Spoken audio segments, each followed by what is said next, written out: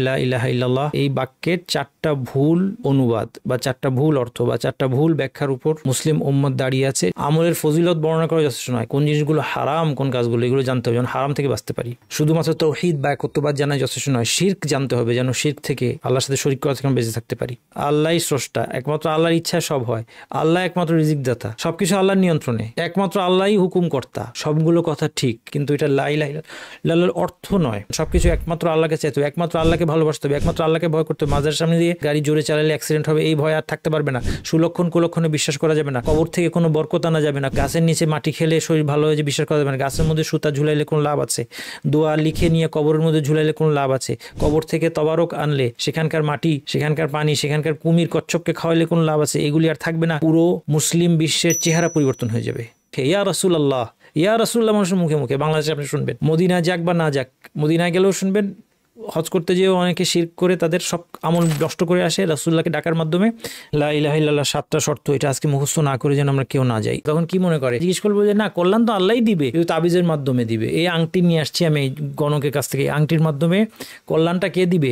আল্লাহ দিবে। তাহলে এটা ছোট শিরক হবে। ইমান ভঙ্গকারী, ইসলাম ভঙ্গকারী এবং লা ইলাহা ইল্লাল্লাহ ভঙ্গকারী বিষয় হচ্ছে 10টি। এই 10টি আমরা সবাই ইনশাআল্লাহ মনে রাখার, মুখস্থ রাখার, অন্তত বুঝে নেওয়ার চেষ্টা করবো। লা ইলাহা ইল্লাল্লাহ ঘোষণা দিয়ে খুশি থাকা যথেষ্ট নয়। মৃত্যু পর্যন্ত আমাকে দুশ্চিন্তায় থাকতে হবে যে আমার কোনো কাজের দ্বারা লা ইলাহা ইল্লাল্লাহ নষ্ট হয়ে যাচ্ছে কিনা। ওযুকে যেভাবে আমরা রক্ষা করি, এভাবে আমাদের ইমানকে রক্ষা করতে হবে। দিনের কোনো কিছুই পালন করে না, নামাজ পড়ে না, রোজা রাখে না, হজ করে, কোনো আগ্রহও নাই জানার। আমরা অনেক সময় বলি এটা ভালো মানুষ, কারো সাথে নাই পাচে নাই। সে বলে আমি সৎ মানুষ, আমি মিথ্যা বলি না, আমি চুরি করি না, আমি দুর্নীতি করি না, ঘুষ খাই না, সুদ খাই না, কারো কোনো ক্ষতি করি না, কারো উপর জুলুম করি না, কারো জমি দখল করি না, কিন্তু আমার ধর্মের প্রতি কোনো আগ্রহ নাই, আমার নামাজ রোজা এগুলোর কথা আমাকে বলো না, এগুলো আমার জানার দরকার নেই, মানার দরকার নাই। কমপ্লিট মুখ ফিরিয়ে নেওয়া দিন থেকে, ইরাদ উত্তাম, এটা লা ইলাহা ইল্লাল্লাহকে ভঙ্গ করবে। তাহলে এই 10টা হচ্ছে লা ইলাহা ইল্লাল্লাহ ভঙ্গকারী অন্যতম বিষয়। এগুলো থেকে আমাদের সাবধান থাকতে হবে, এগুলো মুখস্থ রাখতে হবে। পিচ কবজ, সুতলি, ব্যান্ড, বালা, ঝড়ি, কড়ি, মোট কথা মানুষ যা কিছু ঝুলায়, নামাজি লোক হাতের মধ্যে একটা ব্যান্ড ঝুলানো, পায়ের মধ্যে একটা ব্যান্ড ঝুলানো, জামার ভিতরে তাবিজ আছে, এটা তো দেখা যায় না। তাবিজের মধ্যে তাবিজ শব্দ, ইন্নাল রুকা ওয়াত তামাইমাতি ওয়ালা তাশি, তাবিজ দেখতে যা কিছু সবকিছু শিরক। আলহামদুলিল্লাহ রাব্বিল আলামিন ওয়া সাল্লাল্লাহু ওয়া সাল্লাম আলা নবিয়িনা মুহাম্মাদিন ওয়া আলা আলিহি ওয়া সাহবিহি আজমাইন। আল্লাহুম্মা আল্লিমনা ওয়া ইয়ানফাউনা ওয়ানফা'না বিমা আল্লামতানা ওয়া জিদনা ইলমান ওয়া ফিকহান ফিদ্দিন। আমাদের আজকের আলোচনা অত্যন্ত গুরুত্বপূর্ণ বিষয় নিয়ে, বরং বলা যায় যে আমাদের মুসলিম জীবনের সবচেয়ে গুরুত্বপূর্ণ বিষয়টি নিয়ে আমাদের আজকে আলোচনা। আমাদের জীবনের, মুসলিম জীবনের সবচেয়ে গুরুত্বপূর্ণ বাক্য হচ্ছে লা ইলাহা ইল্লাল্লাহ। এই বাক্যের ঘোষণা দিয়ে একজন ব্যক্তি ইসলামে প্রবেশ করে, এবং এই বাক্যের ঘোষণা দিয়ে যদি আমরা পৃথিবী থেকে বিদায় নিতে পারি তাহলে আমাদের জন্য জান্নাতের নিশ্চয়তা রয়েছে, নতুবা নেই।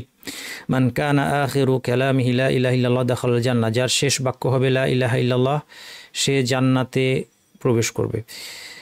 এই বাক্যটাকে কেন্দ্র করে গোটা দিন দাঁড়িয়ে আছে, এই বাক্যের ভিত্তিতে আমাদের গোটা দিন দাঁড়িয়ে আছে।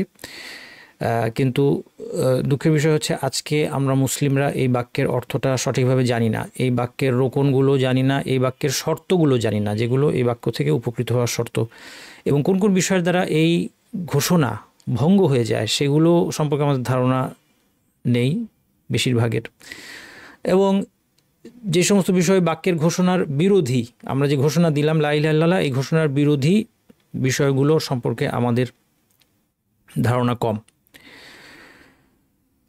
এই কারণে আজকে এই ঘোষণা দেওয়া সত্ত্বেও, লা ইলাহা ইল্লাল্লাহ ঘোষণা দেওয়া সত্ত্বেও, নিজেদের অজান্তেই আমরা মুসলিম জনগোষ্ঠীর মধ্যে একটা বড় অংশ হয়তো নিজেদের অজান্তে আমরা একদম ইসলামের বাইরেই চলে যাচ্ছি, আমরা টেরই পাচ্ছি না। আমাদের একটা প্রচলিত ধারণা আছে যে এই ঘোষণা আমি দিয়েছি, আমি বুঝি না বুঝি এখানে কি বলা হয়েছে, এর অর্থ জানা থাকুক না থাকুক, এর দাবি অনুযায়ী আমল করা হোক বা না হোক, এই ঘোষণাকে ভঙ্গ করা হোক বা না হোক, আমার জান্নাতের একটা সিট নিশ্চিত হয়ে গেছে। যেহেতু আমি লা ইলাহা ইল্লাল্লাহ বলেছি, আমি মুসলিম, আমার জান্নাতের আসন নিশ্চিত, এখন আমি যা করি কোনো অসুবিধা নেই। এমনকি এই বাক্যের অর্থ কি, এই অর্থ নিয়ে 4টা ভুল অর্থের উপর গোটা মুসলিম উম্মাহ এখন দাঁড়িয়ে আছে। এই বাক্যের 4টা ভুল অনুবাদ বা 4টা ভুল অর্থ বা 4টা ভুল ব্যাখ্যার উপর মুসলিম উম্মত দাঁড়িয়ে আছে, সেগুলো আমাদের দেখা দরকার। শুধু সত্যটা জানা যথেষ্ট নয়, সাথে মিথ্যাটাও জানতে হয় যেন মিথ্যা থেকে আমরা বাঁচতে পারি। ঠিকটা জানা যথেষ্ট নয়, ভুলটাও জানতে হবে যেন ভুলটা থেকে বাঁচতে পারি। শুধু আমলের ফজিলত বর্ণনা করা যথেষ্ট নয়, কোন জিনিসগুলো হারাম কোন কাজগুলো এগুলো জানতে হবে যেন হারাম থেকে বাঁচতে পারি। শুধুমাত্র তাওহীদ বা একত্ববাদ জানাই যথেষ্ট নয়, শিরক জানতে হবে, যেন শিরক থেকে, আল্লাহর সাথে শরীক করা থেকে আমরা বেঁচে থাকতে পারি। ঠিক তেমনিভাবে লা ইলাহা ইল্লাল্লাহ নিয়ে যে ভুলগুলো আছে সেই ভুলগুলো আমরা আজকে জানার চেষ্টা করব। এই বাক্যটার অর্থ খুব জটিল কিছু, কেন মানুষ ভুল করছে না, জটিল কিছু না। এই বাক্যের অর্থ নবী মুহাম্মদ সাল্লাল্লাহু আলাইহি ওয়াসাল্লাম সাহাবীরা তো বুঝতেনি, এমনকি সেই যুগে যারা ইসলামের শত্রু ছিল মুশরিকদেরকে এই বাক্যের অর্থ ভেঙে ভেঙে বোঝাতে হয়নি, তারা খুব সুন্দর এই বাক্যের অর্থ বুঝতে পেরেছে। এই জন্য আপাদমস্তক তারা এই বাক্যের এই ঘোষণার বিরোধিতা করেছে, আপাদমস্তক তারা এই ঘোষণার বিরোধিতা করেছে। কিন্তু আজকে আপনি দেখেন সমাজে মুসলিমদের অনেকের জন্যই তাদের জীবনে ইসলামের কোনো কিছু না থাকলেও এই ঘোষণা দিয়ে দেওয়া তাদের জন্য সহজ। তারা এই ঘোষণা 100 বার দিতে প্রস্তুত, তারা এই জিকির 100 বার 1000 বার লা ইলাহা ইল্লাল্লাহ জিকির করতে তারা প্রস্তুত, যদিও তাদের জীবনটা লা ইলাহা ইল্লাল্লাহ ভঙ্গকারী বিষয়ে পরিপূর্ণ। তার কারণ কি? এর অর্থ বুঝতে না পারা, এর অর্থ না জানা। এটা একটা বড় বিপদ, এটা একটা মহা বিপদ। আমরা মুসলিমরা বুঝতে পারছি না, কারণ এই ঘোষণা না জানা থাকলে, এর অর্থ না জানা থাকলে এটা কোনোই কাজে আসবে না। এটা আমরা একটু পরে শর্তের মধ্যে দেখব যে এই ঘোষণা দেওয়ার 7টি শর্ত আমাদেরকে আজকে মুখস্থ করে যেতে হবে। এর মধ্যে একটা শর্ত হচ্ছে জ্ঞান। কি ঘোষণা দিলাম এটা আমাদেরকে জানতে হবে। এই বাক্যের অনুবাদের ক্ষেত্রে ভুলের 2টা উৎস আছে। 1 নম্বর উৎস হচ্ছে ইলাহ শব্দের অর্থ ভুল অনুবাদ করা, ইলাহ শব্দের অর্থ না জানা। এখানে আমি ইলাহ শব্দের কতগুলো ভুল অর্থ দেখাচ্ছি। দেখেন, স্রষ্টা, এজন্য বলা হয় লা ইলাহা ইল্লাল্লাহ অর্থ আল্লাহ ছাড়া কোনো স্রষ্টা নাই। লা কাদির আল ইখতিরাইন ইল্লাল্লাহ, আরবিতে বলে লা কাদির আল ইখতিরা, অর্থাৎ অস্তিত্বহীনতা থেকে অস্তিত্বে আনতে পারে একমাত্র আল্লাহ ছাড়া কেউ না। এটাকে বলা হয় লা ইলাহা ইল্লাল্লাহ অর্থ। বাক্যটা সঠিক, কথাটা ঠিক, আল্লাহ ছাড়া কোনো স্রষ্টা নাই, অস্তিত্ব থেকে অস্তিত্ব দানকারী আল্লাহ ছাড়া কেউ নাই। এরপরে এই বাক্যের অনুবাদ হিসেবে বলা হয়, কি বলা হয়? আল্লাহ ছাড়া রিজিকদাতা নাই, আল্লাহই সব কিছুর নিয়ন্ত্রণকারী। কথাগুলো সঠিক, আল্লাহই হুকুমদাতা, একমাত্র আল্লাহ হুকুম, সবগুলো কথাই সঠিক, কিন্তু এটা লা ইলাহা ইল্লাল্লাহর অর্থ নয়। আমাদের সমাজে বলতে শুনবেন একদল লোককে, কিছুতেই কিছু হয় না, আল্লাহ থেকেই সব হয়, এটা লা ইলাহা ইল্লাল্লাহর অর্থ তারা বলে। এই সব অনুবাদগুলো ভুল, সেই কথাগুলো ঠিক। আল্লাহই স্রষ্টা, একমাত্র আল্লাহর ইচ্ছায় সব হয়, আল্লাহ একমাত্র রিজিকদাতা, সব কিছু আল্লাহর নিয়ন্ত্রণে, একমাত্র আল্লাহই হুকুমকর্তা। সবগুলো কথা ঠিক, আমার কথা ভুল বুঝবেন না, সবগুলো কথা সঠিক, কিন্তু এটা লা ইলাহা ইল্লাল্লাহর অর্থ নয়। আল্লাহ যে স্রষ্টা, আল্লাহ যে সব কিছু মালিক, আল্লাহ যে রিজিকদাতা, আল্লাহ যে সব কিছু নিয়ন্ত্রণ করেন, এটা যুগে যুগে নবী রাসূল এবং তাদের অনুসারীদের বিরোধী যেই শিবির ছিল, বিরোধী শিবির কাজ ছিল মুশরিকরা, তারা এগুলো সব স্বীকার করত। অধিকাংশ মুশরিকরা এগুলো স্বীকার করে। আজকের যুগেও অন্যান্য ধর্মের লোকেরা এগুলো স্বীকার করে। আপনি একজন বিধর্মীকে জিজ্ঞেস করেন, একজন অমুসলিমকে জিজ্ঞেস করেন, সে বলবে যে হ্যাঁ আল্লাহ খাওয়ায়, আল্লাহ সৃষ্টি করেছেন।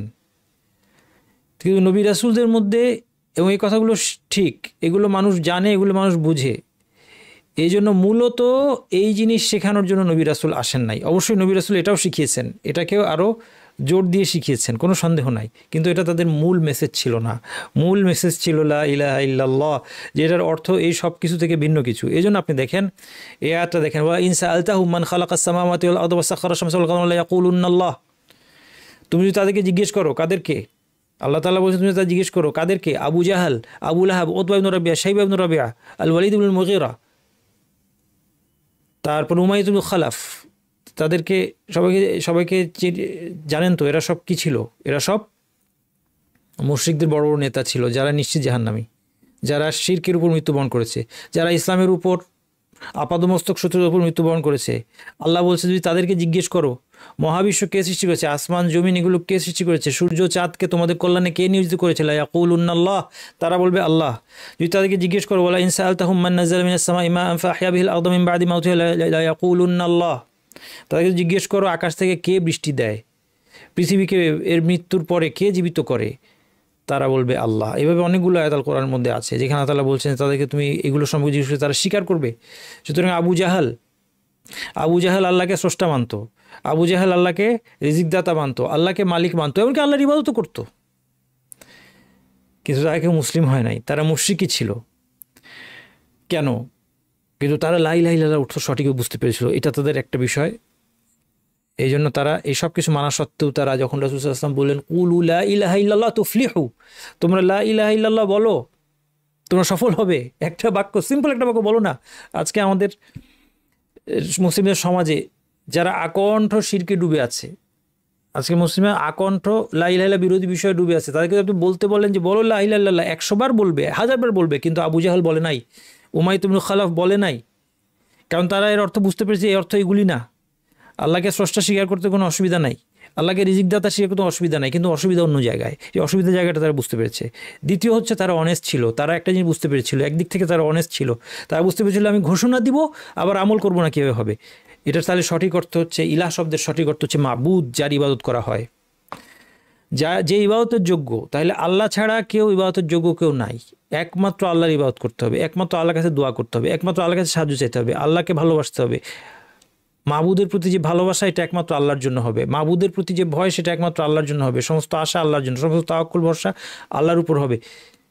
অন্যান্য সমস্ত মাবুদ লাত মানাত উজ্জা এগুলির ইবাদত আর করা যাবে না, এগুলির ইবাদত বন্ধ হয়ে যাবে। এই বিষয়টা আবু জাহেল, উমাইয়া ইবনে খালাফ, ওয়ালিদ ইবনে মুগীরা ওরা বুঝতে পেরেছিল। এই জন্য ওরা লা ইলাহা ইল্লাল্লাহ ঘোষণা দেয় নাই, আপাদমস্তক এর সাথে শত্রুতা করেছে, মুসলিমদের উপর নির্যাতন করেছে। কেন? কারণ তারা বুঝতে পেরেছে যে এই ঘোষণা দেওয়া মানে শুধু আল্লাহর ইবাদত করতে হবে। আল্লাহর ইবাদত করাও যথেষ্ট হবে না, আল্লাহর সাথে অন্যান্য সমস্ত কিছু ইবাদতকে প্রত্যাখ্যান করতে হবে, সমস্ত মূর্তি থেকে, মূর্তি পূজা থেকে আমাদেরকে দূরে থাকতে হবে। আপনারা মনে করেন যে তাদের জন্য এই কাজটা সহজ ছিল না। আপনারা ভাবতে পারেন যে মূর্তি, যে তা আমরা ভাবি যে তারা খুব মানে বোকা ধরনের লোকজন ছিল, পাথরের মূর্তির পূজা করতো না, তাদের এর পিছনে জটিল ফিলোসফি ছিল। আপনি কি মনে করেন তারা একটা মূর্তির পূজা কেন করতো জানেন? লাত মানাত উজ্জা এগুলো এবং অন্যান্য মূর্তির পূজা তারা কেন করতো? শুধু এটা পাথরের মূর্তি এই জন্য না, তারা বলতো এগুলোর কোনো ক্ষমতা নাই, কিন্তু তারা মনে করতো, তারা দাবি করতো যে এর মধ্যে ফেরেশতা ভর করে, আর ফেরেশতারা আল্লাহর কন্যা, নাউযুবিল্লাহ। তারা বলতো ফেরেশতা আল্লাহর মেয়ে। পৃথিবীতে যে কোনো ক্ষমতাশীল লোকের কাছ থেকে কোনো স্বার্থ উদ্ধার করতে হলে আপনাকে লিঙ্ক ধরতে হয়, জ্যাক ধরতে হয়, তার চাচা মামা খালা আত্মীয় স্বজনের মধ্যে কে আপনার পরিচিত আছে তাকে ধরে আপনি তার কাছ থেকে কল্যাণ নিয়ে আসেন। তারা মনে করতো আল্লাহর কাছ থেকেও এইভাবে আমাদেরকে কল্যাণ বয়ে আনতে হবে, আল্লাহকে ধরার জন্য আমাদের লিঙ্ক প্রয়োজন হবে। এই জন্য তারা বলতো মা না'বুদুহুম ইল্লা লিয়ুকাররিবুনা ইলাল্লাহি যুলফা, আমরা শুধুমাত্র এই কারণে এদের ইবাদত করি, ফেরেশতার ইবাদত করি, কারণ ফেরেশতারা আল্লাহর কন্যা, এই মূর্তিগুলোর ইবাদত করি কারণ সেখানে ফেরেশতারা ভর করে, অথবা এগুলো ফেরেশতার সিম্বল, এদেরকে ইবাদত করলে ফেরেশতাকে খুশি করা হবে, আর সেটা খুশি করলে তারা আমাদেরকে একটু আল্লাহর নৈকট্য লাভ করতে সাহায্য করবে। এতটুকু ছিল তাদের কনসেপ্ট। তারা হাউলাই শুফাআউনা ইনদাল্লাহ, এরা হচ্ছে আল্লাহর কাছে আমাদের জন্য সুপারিশকারী, আল্লাহর কাছে সুপারিশ করে আমাদের জন্য কিছু কল্যাণ তারা এনে দিবে, এই জন্য সুপারিশ করি। তারা লাব্বাইক আল্লাহুম্মা লাব্বাইক বলতো, হজে গিয়ে হাজী সাহেব বলেন লাব্বাইক আল্লাহুম্মা লাব্বাইক লাব্বাইক লা শারীকা লাক লাব্বাইক, বাস রাসূলুল্লাহ সাল্লাল্লাহু বলতেন যে বাস বাস থেমে যাও, আর বলুন না, কারণ এরপর তারা আরেকটা পচা কথা বলতো, ইল্লা শারীকুন হুয়া লাক তামলিকুহু ওয়া মালাক, তবে একটা শরীক তোমার আছে, আবার তামলিকুহু ওয়া মালাক, তুমি তার মালিক এবং সে যা কিছুর মালিক তুমি তার মালিক, মানে মূল মালিক তুমি আল্লাহ, কিন্তু একজন শরীক তোমার আছে যার ইবাদত করার মাধ্যমে তোমার একটু কাছাকাছি আসা যাবে। এই জন্য এই ইবাদতকে, অন্যান্য মিথ্যা মাবুদের ইবাদতকে পরিত্যাগ করা তাদের জন্য খুব কঠিন ছিল। তারা বুঝতে পেরেছিল যে লা ইলাহা ইল্লাল্লাহ ঘোষণা দেওয়া মানে লাত মানাত উজ্জা আর কোনো কিছুর ইবাদত করা যাবে না, এগুলোর কাছে আশা করা যাবে না, এগুলোকে ডাকা যাবে না, এগুলোর কাছে দোয়া করা যাবে না, এগুলো ভালোবাসা যাবে না, এটা তাদের জন্য কঠিন ছিল। তেমনি আজকে যদি আপনি বুঝিয়ে দেন লা ইলাহা ইল্লাল্লাহ অর্থ হচ্ছে, এই ঘোষণা দেওয়ার পর আপনি মাজারের কাছে কিছু চাইতে পারবেন না, কবরের মৃত ব্যক্তির কাছে চাইতে পারবেন না, আপনার পীর সাহেবের কাছে কিছু আপনি চাইতে পারবেন না, তাদের উপর আশা ভরসা, তারা আপনার কল্যাণ এনে দিবে, সন্তান এনে দিবে, আপনার চাকরিতে উন্নতি এনে দিবে, এর কোনো কিছু আপনার থাকবে না। একমাত্র আল্লাহর সাথে আপনার সমস্ত ইবাদতের সম্পর্ক হবে, সমস্ত দোয়া হবে আল্লাহর কাছে, সমস্ত প্রার্থনা, উদ্ধার করার প্রার্থনা, অথবা সন্তান চান, অথবা টাকা পয়সা উন্নতি, যেটাই চান সব কিছু একমাত্র আল্লাহকে চাইতে হবে, একমাত্র আল্লাহকে ভালোবাসতে হবে, একমাত্র আল্লাহকে ভয় করতে হবে। মাজারের সামনে দিয়ে গাড়ি চালাতে গেলে ভয় যে আমার গাড়ি জোরে চালালে অ্যাক্সিডেন্ট হবে, এই ভয় আর থাকতে পারবে না। সুলক্ষণ কুলক্ষণে বিশ্বাস করা যাবে না, কবর থেকে কোনো বরকত আনা যাবে না, কোনো গাছের নিচে মাটি খেলে, গাছের নিচে মাটি খেলে শরীর ভালো হয়ে যে বিশ্বাস করা যাবে না, গাছের মধ্যে সুতা ঝুলাইলে কোনো লাভ আছে, দোয়া লিখে নিয়ে কবরের মধ্যে ঝুলাইলে কোনো লাভ আছে, কবর থেকে তবারক আনলে সেখানকার মাটি, সেখানকার পানি, সেখানকার কুমির কচ্ছপকে খাওয়াইলে কোনো লাভ আছে, এগুলি আর থাকবে না। পুরো মুসলিম বিশ্বের চেহারা পরিবর্তন হয়ে যাবে, কারণ মুসলিম বিশ্বের মুসলিম সংস্কৃতি এখন কিছু দেশ ছাড়া অনেক দেশ মুসলিমদের সংস্কৃতি দাঁড়িয়ে আছে কবর কেন্দ্রিক, মাজার কেন্দ্রিক। ওদের ছিল লাত মানাত উজ্জা, আমাদের হচ্ছে কবর, মাজার, পীর, ভণ্ড পীর, এই সব কিছু দিয়ে ভর্তি আমাদের। মানুষ বিপদে ভালো করো আল্লাহ রাসূল, ভালো করো পীর, আস্তাগফিরুল্লাহ আল আযীম। আল্লাহকে ভালো করতে বলছে, সাথে রাসূলকে ডাকছে, সাথে পীরকে ডাকছে, ইয়া আলী, আলীকে ডেকে সাহায্য চায়, ইয়া হুসাইন, হুসেনকে ডেকে সাহায্য চায়, ইয়া ফাতিমা, ইয়া জাইনাব, এগুলো বিভিন্ন কবর, তাদের কবর এবং বিভিন্ন সৎকর্মশীল ব্যক্তিদেরকে ডেকে মানুষের মুখে মুখে ইয়া রাসূলুল্লাহ, ইয়া রাসূলুল্লাহ, মানুষের মুখে মুখে। বাংলাদেশে আপনি শুনবেন, মদিনা যাক বা না যাক, মদিনায় গেলেও শুনবেন, হজ করতে যেও অনেকে শিরক করে তাদের সব আমল নষ্ট করে আসে, রাসূলুল্লাহকে ডাকার মাধ্যমে। বাংলাদেশে বসেও ডাকছে ইয়া রাসূলুল্লাহ, কোনো বিপদ হলে ইয়া রাসূলুল্লাহ মুখে মুখে আছে। এই সব কিছু লা ইলাহা ইল্লাল্লাহকে নষ্ট করে দেয়। এটা বুঝবে কখন মানুষ? যখন বুঝবে ইলাহ শব্দ হচ্ছে মাবুদ, যে ইবাদতের একমাত্র যোগ্য হচ্ছেন আল্লাহ। এইটা হচ্ছে লা ইলাহা ইল্লাল্লাহর অর্থ, আল্লাহ ছাড়া কারো জন্য। এবং ইবাদতের অর্থ যখন বুঝবে, ইবাদতের অর্থ বুঝে না, মনে করছি ইবাদত মানে শুধু সালাত, আচ্ছা আমরা তো নামাজ পড়ছি না। দোয়া, ইবাদতের মধ্যে প্রথম আসবে যে দোয়া। দোয়া এমন একটা শব্দ, আপনারা কি জানেন যে দোয়ার ইবাদত সমার্থক শব্দ? কোরআনে যত জায়গায় দোয়া পাবেন মানে বুঝবেন ইবাদত, যত জায়গায় ইবাদত পাবেন এটা মানে বুঝবেন দোয়া। দোয়া মানে ইবাদত, ইবাদত মানে দোয়া। দোয়া হুয়াল ইবাদা, রাসূল সাল্লাল্লাহু আলাইহি ওয়াসাল্লাম ক্লিয়ার করে দিয়েছেন দোয়াই হচ্ছে ইবাদত। সবচেয়ে আগে এই জন্য দোয়ার কথা আসবে, কারণ এই জায়গায় গিয়ে সবচেয়ে বেশি মানুষ শিরকে লিপ্ত হয়। বিপদে পড়লে তখন তারা কি করে? আগেকার দিনের মুশরিকরা বিপদ যখন খুব কঠিন বিপদে পড়তো এক আল্লাহকে ডাকতো, কিন্তু এখনকার মুশরিকদের অবস্থা বলা যায় একদিক থেকে আরও খারাপ। কঠিন বিপদের সময় তারা আল্লাহকে পুরো ভুলে গিয়ে তাদের কোনো পীর সাহেবে ডাকে, অতীতের কোনো আধ্যাত্মিক ব্যক্তিকে ডাকে, কোনো মৃত ব্যক্তিকে ডাকে। এই সব কিছু ইমান বিনষ্ট করে, লা ইলাহা ইল্লাল্লাহ ঘোষণা বিনষ্টকারী বড় শিরক এর মধ্যে ডুবে আছে। আচ্ছা, তাহলে আমরা অর্থ কিছুটা বুঝলাম। আল্লাহকে, এটার অনুবাদ যদি করা হয় যে আল্লাহ ছাড়া কোনো স্রষ্টা নাই, লা ইলাহা ইল্লাল্লাহর অনুবাদ আল্লাহ ছাড়া কোনো স্রষ্টা নাই, আল্লাহ ছাড়া রিজিক দাতা নাই, আল্লাহ ছাড়া কেউ কিছু দিতে পারে না, এই অনুবাদ যদি করা হয় সমস্যা কি? সমস্যা আছে। যদিও কথাটা সত্য, আল্লাহ ছাড়া স্রষ্টা নাই কথা কি মিথ্যা না? অবশ্যই কথা সত্য, এটা আমরা বিশ্বাস করি। আল্লাহ ছাড়া রিজিক কেউ দেওয়ার নাই, অবশ্যই। কিন্তু লা ইলাহা ইল্লাল্লাহর অর্থ এটা বলার মানে হলো যে একজন মানুষ আল্লাহকে স্রষ্টা হিসেবে মেনে লা ইলাহা ইল্লাল্লাহ বলে সে সব কিছু করে যাচ্ছে, অথচ সে কবরে যায়, কবরের কাছে চায়, কবরের উদ্দেশ্যে জবেও করে, মানত করে, সেখানে মোমবাতি দেয়।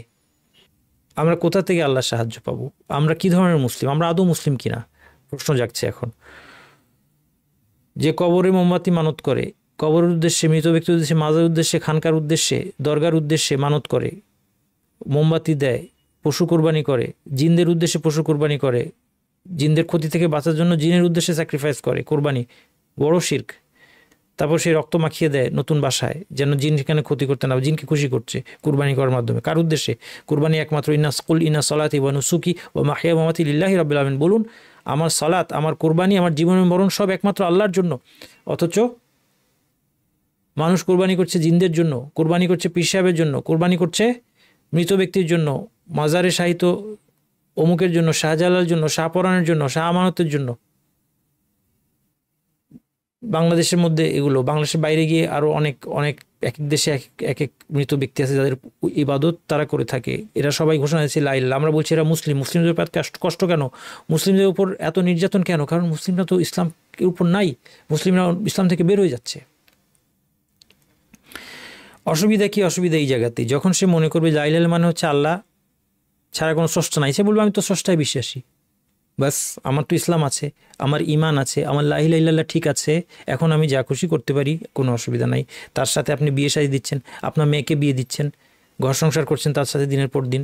সে হয়তো নামাজও পড়ে, সালাতও আদায় করে, তারপর গিয়ে মাজারে কোরবানি করে আসে, মানত করে আসে, জবে করে আসে, তার ইমান নাই, অমুসলিম মুশরিক একটা লোকের সাথে আপনি সারা জীবন ঘর করে যাচ্ছেন, আপনার মেয়েকে বিয়ে দিয়ে দিচ্ছেন, তার জানাজা আপনি পড়ছেন, তার সম্পত্তি, সে যদি মুশরিক হয় তার সম্পত্তির কোনো অংশ মুসলিমদের পাওয়ার কথা না, তার সম্পত্তি বন্টন হচ্ছে মুসলিমদের। মুসলিম মুশরিক একাকার হয়ে আমরা সমাজে বসবাস করছি। কঠিন একটা অবস্থা, বিপজ্জনক অবস্থা। কথাগুলো শুনতে যতই খারাপ লাগুক, একটা খুব বড় মহাবিপদের মধ্যে আমরা অবস্থান করছি যদি আখিরাতে বিশ্বাস থাকে। কারণ পৃথিবীর কষ্টটা তাও ভালো, পৃথিবীতে আগে বুঝে শুনে নিজেকে সংশোধন করে নিলে ভালো, কিন্তু আখিরাতে গিয়ে সব সুযোগ শেষ।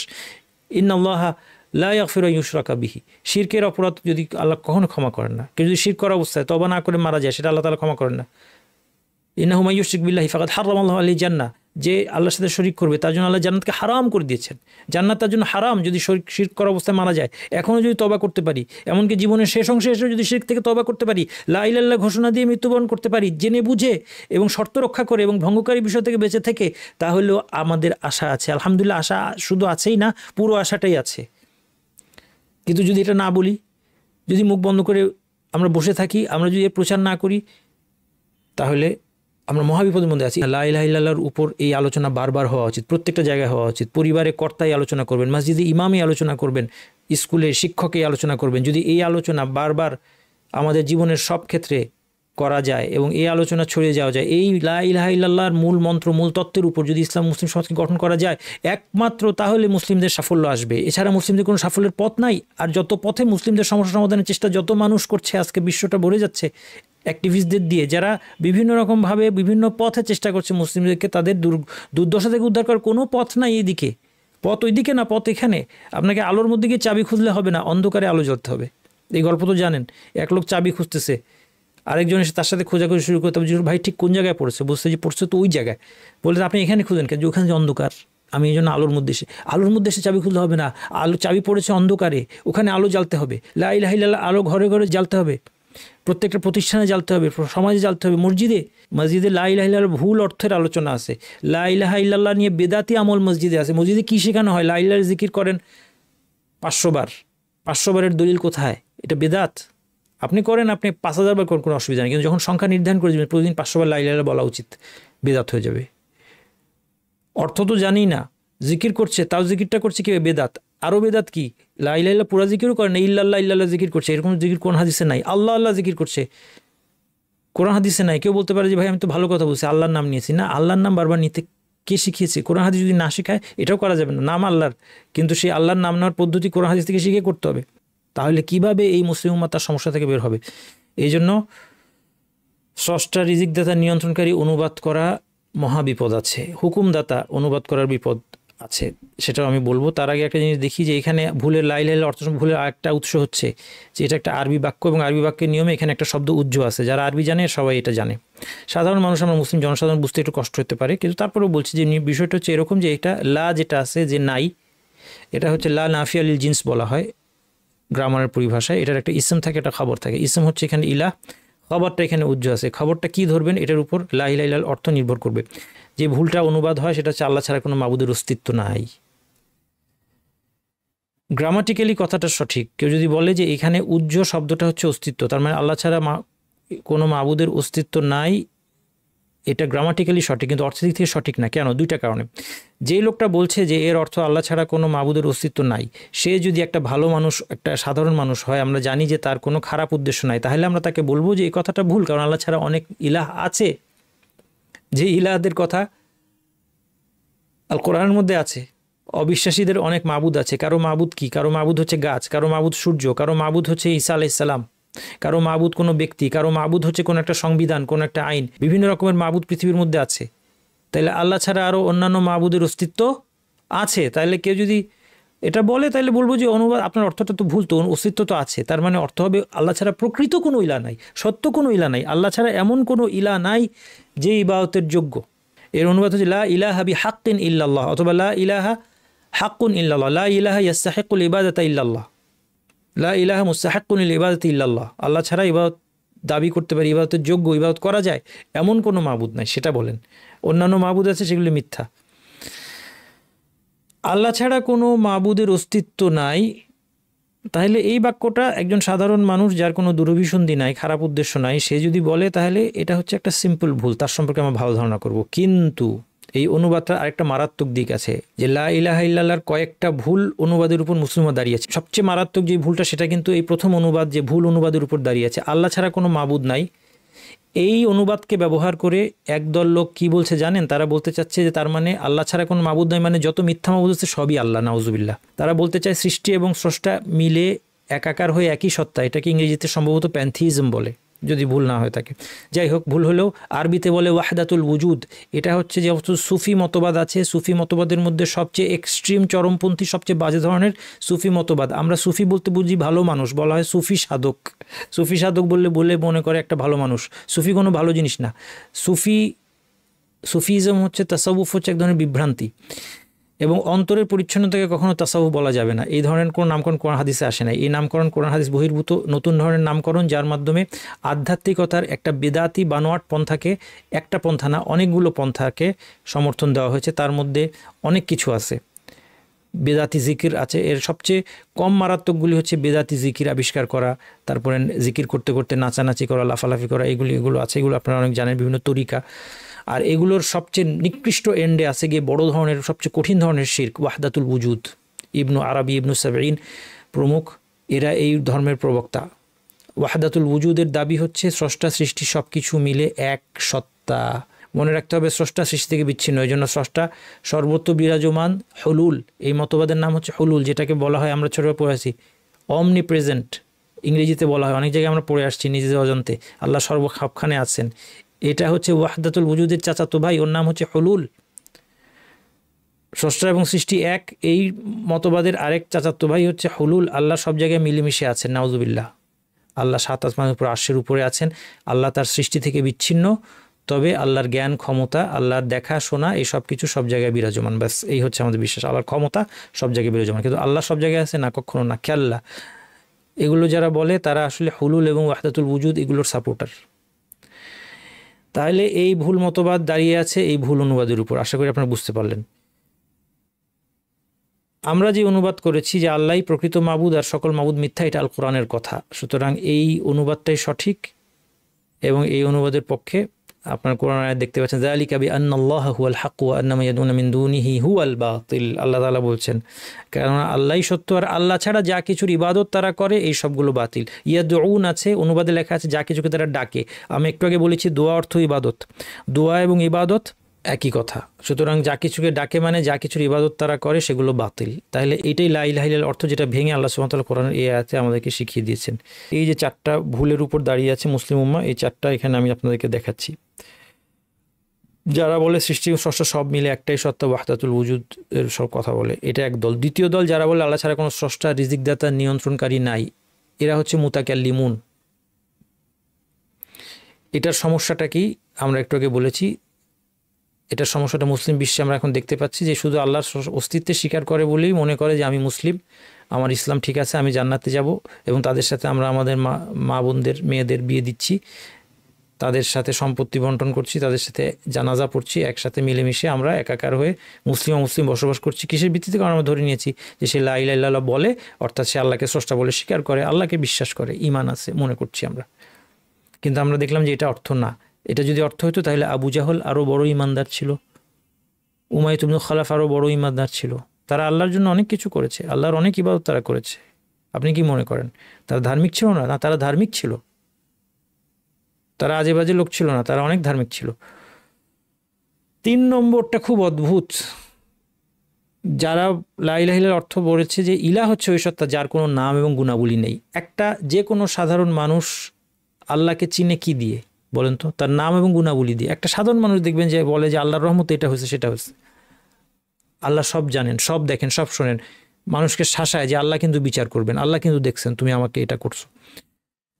নামাজ না পড়লেও বলে আল্লাহর রহমতে এই হচ্ছে সে হচ্ছে। তার মানে কি? আল্লাহকে আমরা চিনি হচ্ছে তার নাম এবং গুণাবলী দিয়ে। তাহলে এটা কত অদ্ভুত এবং যুক্তির কাছে কত অগ্রহণযোগ্য একটা কথা যদি কেউ বলে যে আল্লাহর নাম এবং গুণাবলী থাকা মানে তুমি আল্লাহর সাথে সৃষ্টির শরিক করলে। কিভাবে তারা এটা বলে? তারা কিন্তু জ্ঞানী গুণী লোক, মুতাজিলা, জাহমিয়া সম্প্রদায়, তারা কিন্তু দার্শনিক। এরকম আকল বিরোধী, বিবেক বিরোধী কথা বলতে গেলে আসলে একমাত্র দার্শনিক হতে হয়। দার্শনিকই একমাত্র এটা বলতে পারে, সাধারণ মানুষ কিন্তু বলতে পারবে না।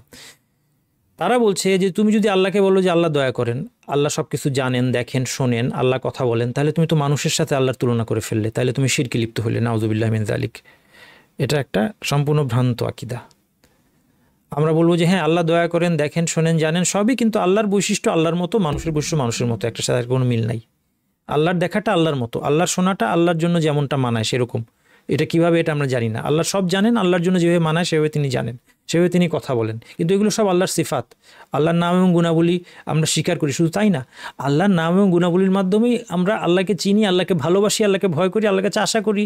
আল্লাহর সাথে সম্পর্কের সূত্র হচ্ছে একমাত্র আল্লাহর নাম এবং গুণাবলী। আল্লাহর নাম এবং গুণাবলী না জানলে আল্লাহকে কীভাবে আপনি ইবাদত করবেন? এই জন্য আলেমরা বলেন যে যার কোনো নাম এবং গুণাবলী নাই সে মাদুম, তার আসলে অস্তিত্বই নাই। এই জন্য জাহমিয়া, মুতাজিলা সম্প্রদায় প্রকারান্তরে আল্লাহর অস্তিত্বকে অস্বীকার করে। এরকম অদ্ভুত কথাও কেউ বলতে পারে? হ্যাঁ, এরকম অদ্ভুত কথা বড় বড় পণ্ডিতরা বলেছে। সারা জীবন এই দর্শনের চর্চা করে আকীদাকে এমন প্যাঁচ তারা লাগিয়েছে, জীবনের শেষ অংশে সম্পূর্ণ বিভ্রান্ত, দ্বিধাগ্রস্ত হয়ে শেষমেশ কি বলেছে জানেন? শেষমেশ জীবনের শেষ বলেছে যে আকসারু সাইল আলামিনা দলালু, যে আমি বুঝতে পারছি যে মানে মানুষের বেশিরভাগ প্রচেষ্টাই বিভ্রান্ত, পথভ্রষ্ট। অর্থাৎ সে বুঝাচ্ছে তার মতো যারা দার্শনিক, মুতাকাল্লিম, ইলমুল কালাম চর্চা করেছে, তারা জীবনের শেষ অংশে এসে বলেছে যে এই সব কিছু আমাদের ছিল পথভ্রষ্টতা, আমি আমার মায়ের আকিদার উপর মৃত্যুবরণ করছি, আমি আমার এলাকার বুড়িদের আকিদার উপর মৃত্যুবরণ করছি। বুড়িদের আকিদা হচ্ছে ইসলামের সবচেয়ে সঠিক আকিদা, মনে রাখবেন, কারণ ইসলামের আকিদা হচ্ছে সিম্পল আকিদা, এটা বুঝতে কোনো অসুবিধা হয় না, এটা সহজ। এই বুড়িদের আকিদার উপর আমাদের মৃত্যুবরণ করতে হবে। বুড়িদের আকিদা হচ্ছে আল্লাহ সুবহানাহু ওয়া তাআলা এক, তিনি ইবাদতের যোগ্য একমাত্র সত্তা, তার কোনো শরিক নাই, তার অনুরূপ কোনো কিছু নাই, তার শূন্যতম নাম এবং গুণাবলী আছে, তা সত্ত্বেও তিনি সৃষ্টির কোনো কিছুর মতো না। এগুলি বুঝতে কোনো অসুবিধা হয় না। লাইসা কামিসলিহি শাইউন ওয়া হুয়াস সামিউল বাসির, কোনো কিছু আল্লাহর মতো নয়, কিন্তু আল্লাহ শোনেন, আল্লাহ দেখেন। সুতরাং কেউ যদি বলে আল্লাহর কোনো লা ইলাহা ইল্লাল্লাহ অর্থ হচ্ছে আল্লাহকে কোনো রকমের নাম এবং সিফাত দেওয়া যাবে না, সে সম্পূর্ণ কোরআন হাদিসের বিরোধী কুফরি কথা বলছে। তাহলে এটা হচ্ছে তৃতীয় ভুল মতবাদ, যদিও এটার প্রসার আপনার কাছে মনে হতে পারে মুসলিম বিশ্বে কম, কিন্তু এটা হচ্ছে তৃতীয় ভুল মতবাদ এবং এটাও আছে বাংলাদেশেও পাবেন, বাংলাদেশে পাবেন, মুতাজিলা আকীদার অনুসারী বাংলাদেশে পাবেন। 4 নম্বর, যারা বলে লা ইলাহা ইল্লাল্লাহ অর্থ হুকুম একমাত্র আল্লাহর, তারা বলছে ইলাহ মানে হুকুমকর্তা। বাংলাদেশের একটা রাজনৈতিক দলের লিফলেট আপনাদেরকে আমি ছবি দেখাচ্ছি, নাম নিব না, আল্লাহ যেন ওনাদেরকে হেদায়েত দেন, সংশোধন করেন। ইসলামের নামে যারা রাজনীতি করছে তাদের সম্পর্কে আমার ধারণাটা সবসময় ভালো, কারণ তারা সাধারণ মুসলিমদের চেয়ে অনেক বেশি অগ্রসর। তারা শুধু ব্যক্তিগত জীবনে ইসলাম পালন করে সন্তুষ্ট না, যারা চান রাষ্ট্রীয় পর্যায়ে ইসলাম বাস্তবায়ন হবে, শুধু তারা না, এটা আমাদের সবার চাওয়া, এটা আমাদের চাওয়া হতেই হবে, এই কথার মধ্যে কোনো ভুল নাই। হুকুম একমাত্র আল্লাহ দিতে পারেন, পারিবারিক জীবনে হোক, সামাজিক জীবনে, অর্থনৈতিক রাষ্ট্রীয় জীবনে হোক, আইনের ক্ষেত্রে হোক, যুদ্ধ এবং সন্ধির ক্ষেত্রে হোক, সবখানে একমাত্র আল্লাহর ল চলবে, আল্লাহর হুকুম চলবে। কেউ যদি আল্লাহর আইনকে বাদ দিয়ে শরীয়ত থাকবে না এটা কোনো চয়েস না। আজকে মুসলিমরা ডিবেট করছে যে শরীয়ত ল হবে কি হবে, শরীয়ত থাকবে এটা কোনো চয়েস না। কেউ যদি বলেন যে না শরীয়ত দরকার নাই, শরীয়তের চেয়ে ভালো কিছু আছে, আপনি কাফের, মুরতাদ, ধর্মত্যাগী। আপনি যদি বলেন যে শরীয়তের সমান ভালো কিছু আছে, ব্রিটিশ ল, ফ্রেঞ্চ ল, কার্ল মার্কসের দর্শন, অন্য কোনো দার্শনিকের দর্শন, কোনো রাজনৈতিক নেতার আদর্শ, এই আদর্শে আমরা চলবো, কার্ল মার্কসের দর্শনে আমরা চলবো, অথবা ব্রিটিশ লতে আমরা চলবো, ফ্রেঞ্চ ল অনুযায়ী চলবো, সংবিধান মানুষের বানানো সংবিধান, কোরআন হাদিসকে বাদ দিয়ে যে সংবিধান বানানো হয়েছে সেই সংবিধান মেনে আমরা চলবো। কেউ যদি এই কথাগুলো বলে সে মুরতাদ, ধর্মত্যাগী, কাফের হয়ে যাবে, যদি আদৌ তার কোনো শুরুতে ঈমান থেকে থাকে বা ঈমানের দাবি করে থাকে। অনেকেই ঈমানের দাবি করেই না, সেটা তো থাকলোই, তারা তো অবিশ্বাসী শুরু থেকেই। আর যদি ঈমানের দাবি করেও, লা ইলাহা ইল্লাল্লাহ বলেও, সালাতও আদায় করে, তারপর বলে যে আমার জীবনের আদর্শ হবে আল্লাহ, আল্লাহর রাসূল বাদে অমুক ব্যক্তির আদর্শ, অথবা কার্ল মার্কসের আদর্শ, অথবা ব্রিটিশ ল, ফ্রেঞ্চ ল, কোনো দর্শন, কোনো ইজম, গণতন্ত্র, এগুলো সব কুফরি কথা, ঈমান ভঙ্গকারী কুফরি কথা।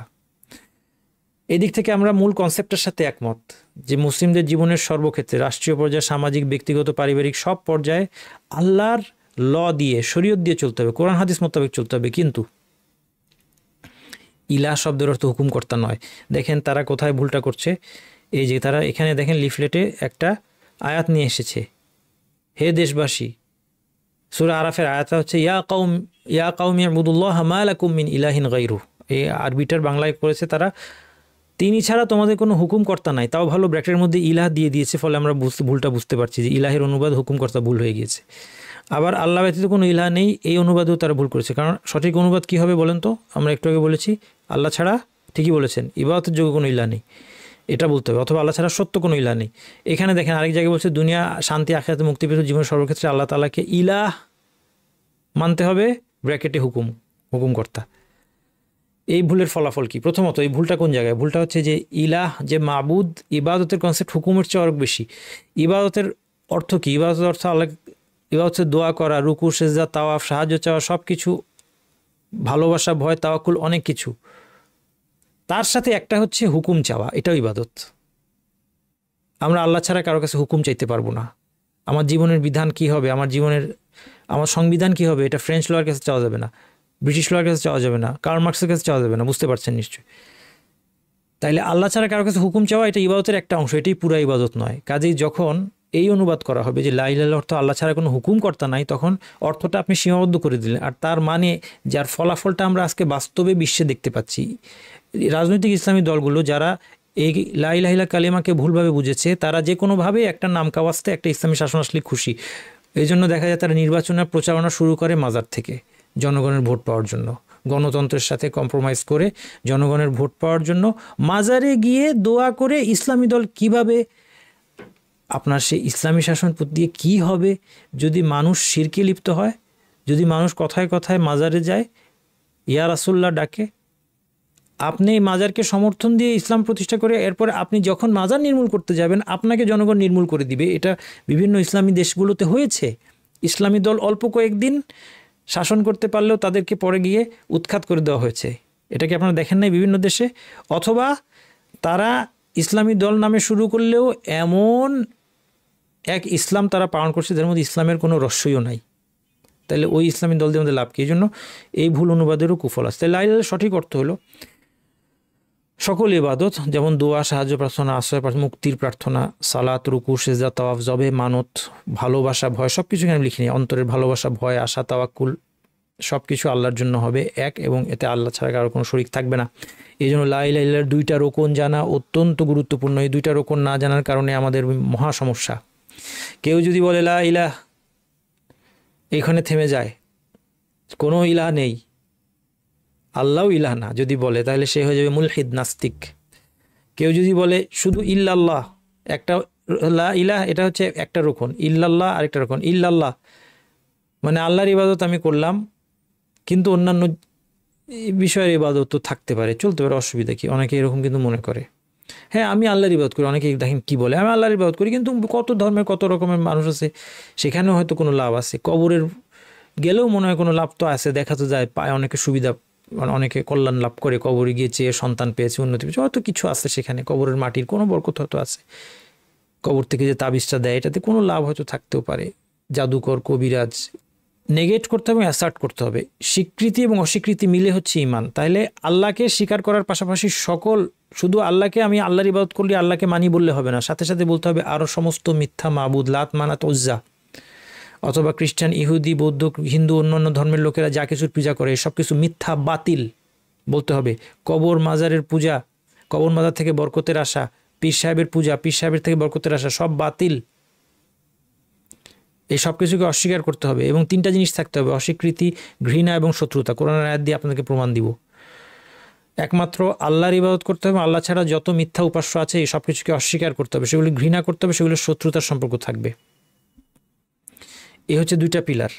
একটা পিলার হচ্ছে ইমান, একটা হচ্ছে কুফর। ইমান এবং কুফর মিলে ইমান হবে কিভাবে? আল্লাহর প্রতি ইমান এবং তাগুতের প্রতি কুফর। আল ইমানু বিল্লাহ ওয়াল কুফরু বিত তাগুত। তাগুত মানে সকল মিথ্যা মাবুদকে তাগুত বলা হয়। সকল মিথ্যা মাবুদকে এক কথায় তাগুত বলা হয়। আল্লাহ তাআলা বলছেন ফামান ইয়াকফুর বিত তাগুত, যে তাগুতের প্রতি কুফরি করবে, ওয়া ইউমিন বিল্লাহ, এবং আল্লাহর প্রতি ঈমান আনবে, ফাকাদ ইসতামসাকা বিল উরওয়াতিল উসকা, সে একটা মজবুত হাতল আঁকড়ে ধরবে। মজবুত হাতল সাহাবীরা বলেছেন লা ইলাহা ইল্লাল্লাহ। তাহলে সে লা ইলাহা ইল্লাল্লাহ আঁকড়ে ধরেছে। কে? যে সমস্ত তাগুতকে অস্বীকার করেছে। এ তাগুতের মধ্যে সমস্ত কবর, মাজার, মিথ্যা উপাস্য এগুলো আছে। তাগুতের মধ্যে আছে সমস্ত জ্যোতিষী গণকেরা, এদের সবাইকে অস্বীকার করতে হবে।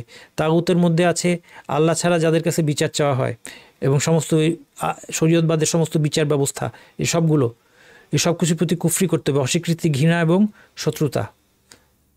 তাহলে এই দুইটা পিলার থাকতে হবে। ফামান ইয়াকফুর বিত তাগুত, সমস্ত মিথ্যা মাবুদকে যে অস্বীকার করবে এবং আল্লাহর প্রতি ঈমান আনবে, সে লা ইলাহা ইল্লাল্লাহকে আঁকড়ে ধরেছে। এই দুই রকম পূরণ করলে না হলে লা ইলাহা ইল্লাল্লাহ হবে না। যদি কেউ আল্লাহর ইবাদত করে পাশাপাশি অন্যের ইবাদত করে, অথবা পাশাপাশি অন্যগুলো কোনো কিছুর ইবাদত করা যেতে পারে, তাদের মধ্যে ইবাদতের মধ্যে কোনো কল্যাণ থাকতে পারে, এই ধরনের মতো মনোভাব যদি তার থাকে, সে মুশরিক।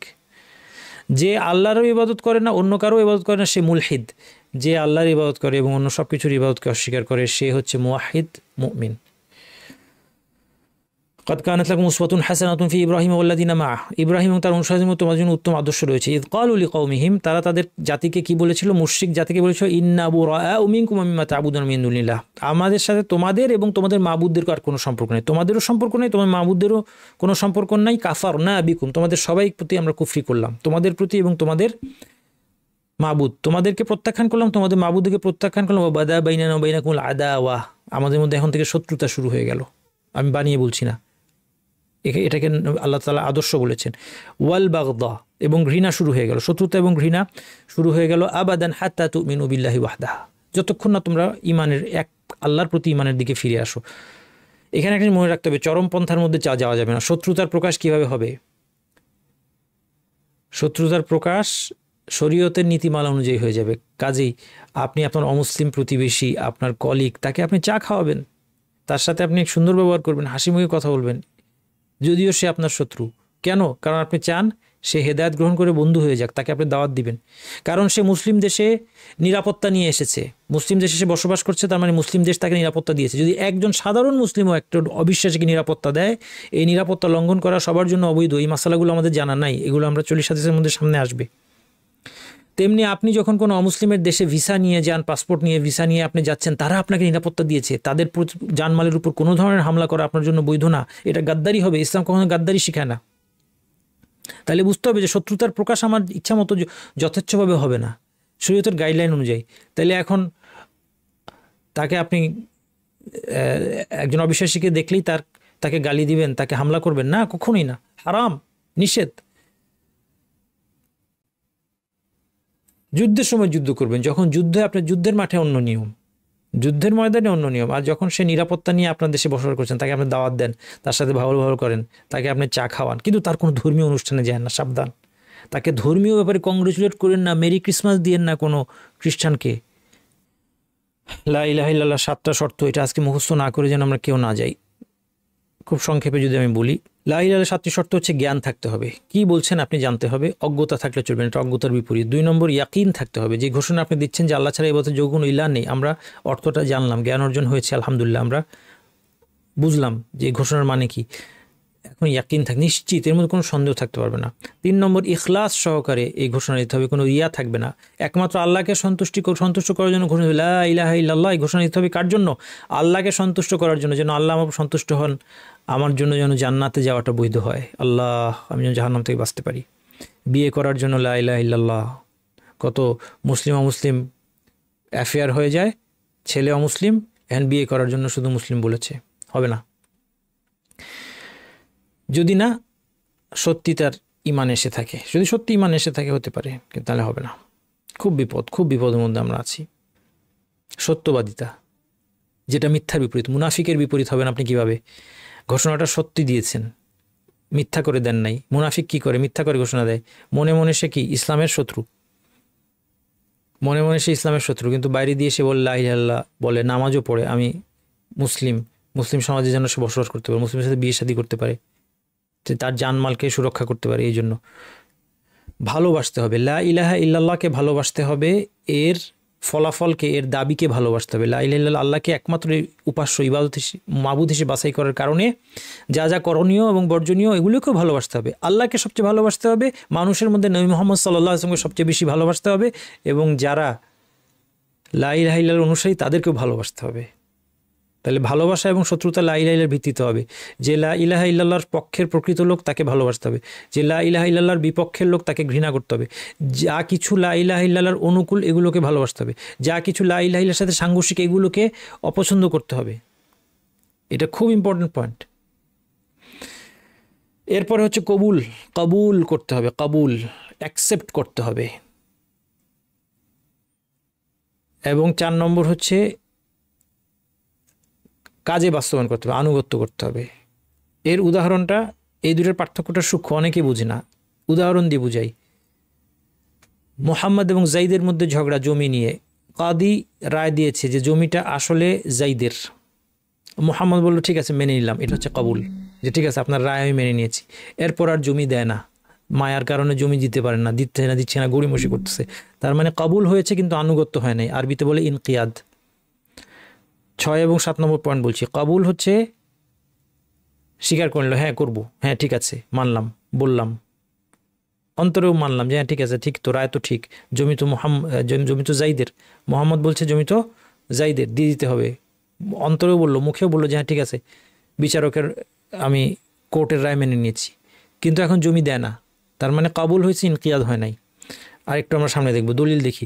ফাইন লাম ইস্তাজিবু লাকুম ফাআলামু আন্নামা উনজিলা বিইলমিল্লাহ। 10টা সূরা রচনার চ্যালেঞ্জ দেওয়া হচ্ছে অবিশ্বাসীদেরকে, তারা যদি সেই ডাকে সাড়া না দেয় তাহলে জেনে নাও যে এটা আল্লাহর জ্ঞান অনুযায়ী অবতীর্ণ হয়েছে, আল কোরআন, কোনো মানুষ এটাকে বানায় নাই। ওয়া আল্লা ইলাহা ইল্লাহু, এবং তোমরা জেনে নাও যে আল্লাহ ছাড়া ইবাদত যোগ্য কোনো ইলাহ নেই। আল্লাহ এটা জানতে বলেছেন। নবী সাল্লাল্লাহু আলাইহি ওয়াসাল্লামকে আদেশ দিচ্ছেন আল্লাহ, ফাআলাম, জেনে নিন হে নবী, আন্নাহু লা ইলাহা ইল্লাল্লাহ, আল্লাহ ছাড়া ইবাদত যোগ্য কোনো ইলাহ নেই, এটা জানতে হবে।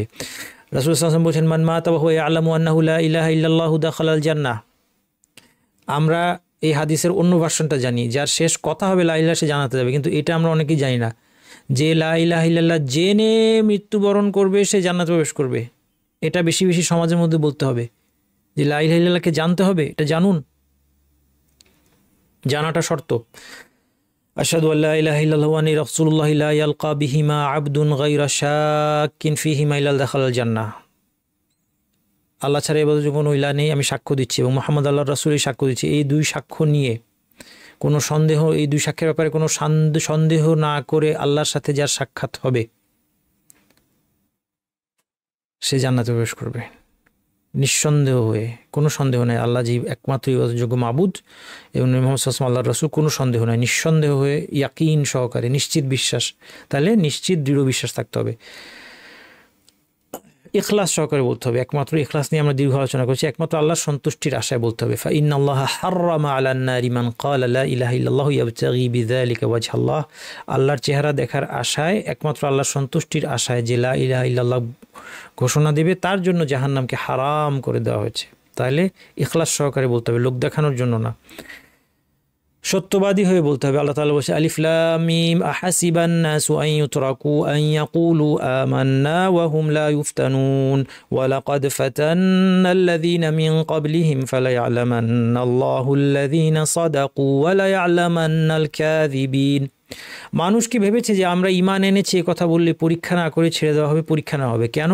কারণ আল্লাহ প্রকাশ করবেন কে মিথ্যাবাদী কে সত্যবাদী, আল্লাহ যাচাই করে নেবেন কে সত্যবাদী।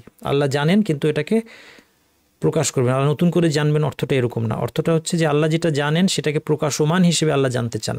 আল্লাহ দেখতে চান যে এটা প্রকাশ পেয়েছে, যেন আল্লাহর বিরুদ্ধে কারো কোনো অজুহাত না থাকে। নয়তো মানুষ একদিন যেয়ে বলবে আল্লাহ আমাকে সুযোগ দিলাম, এই করতাম সেই করতাম। আল্লাহ সুযোগ দিবেন, আল্লাহ পরীক্ষা করবেন যেন যাচাই হয়ে যায়।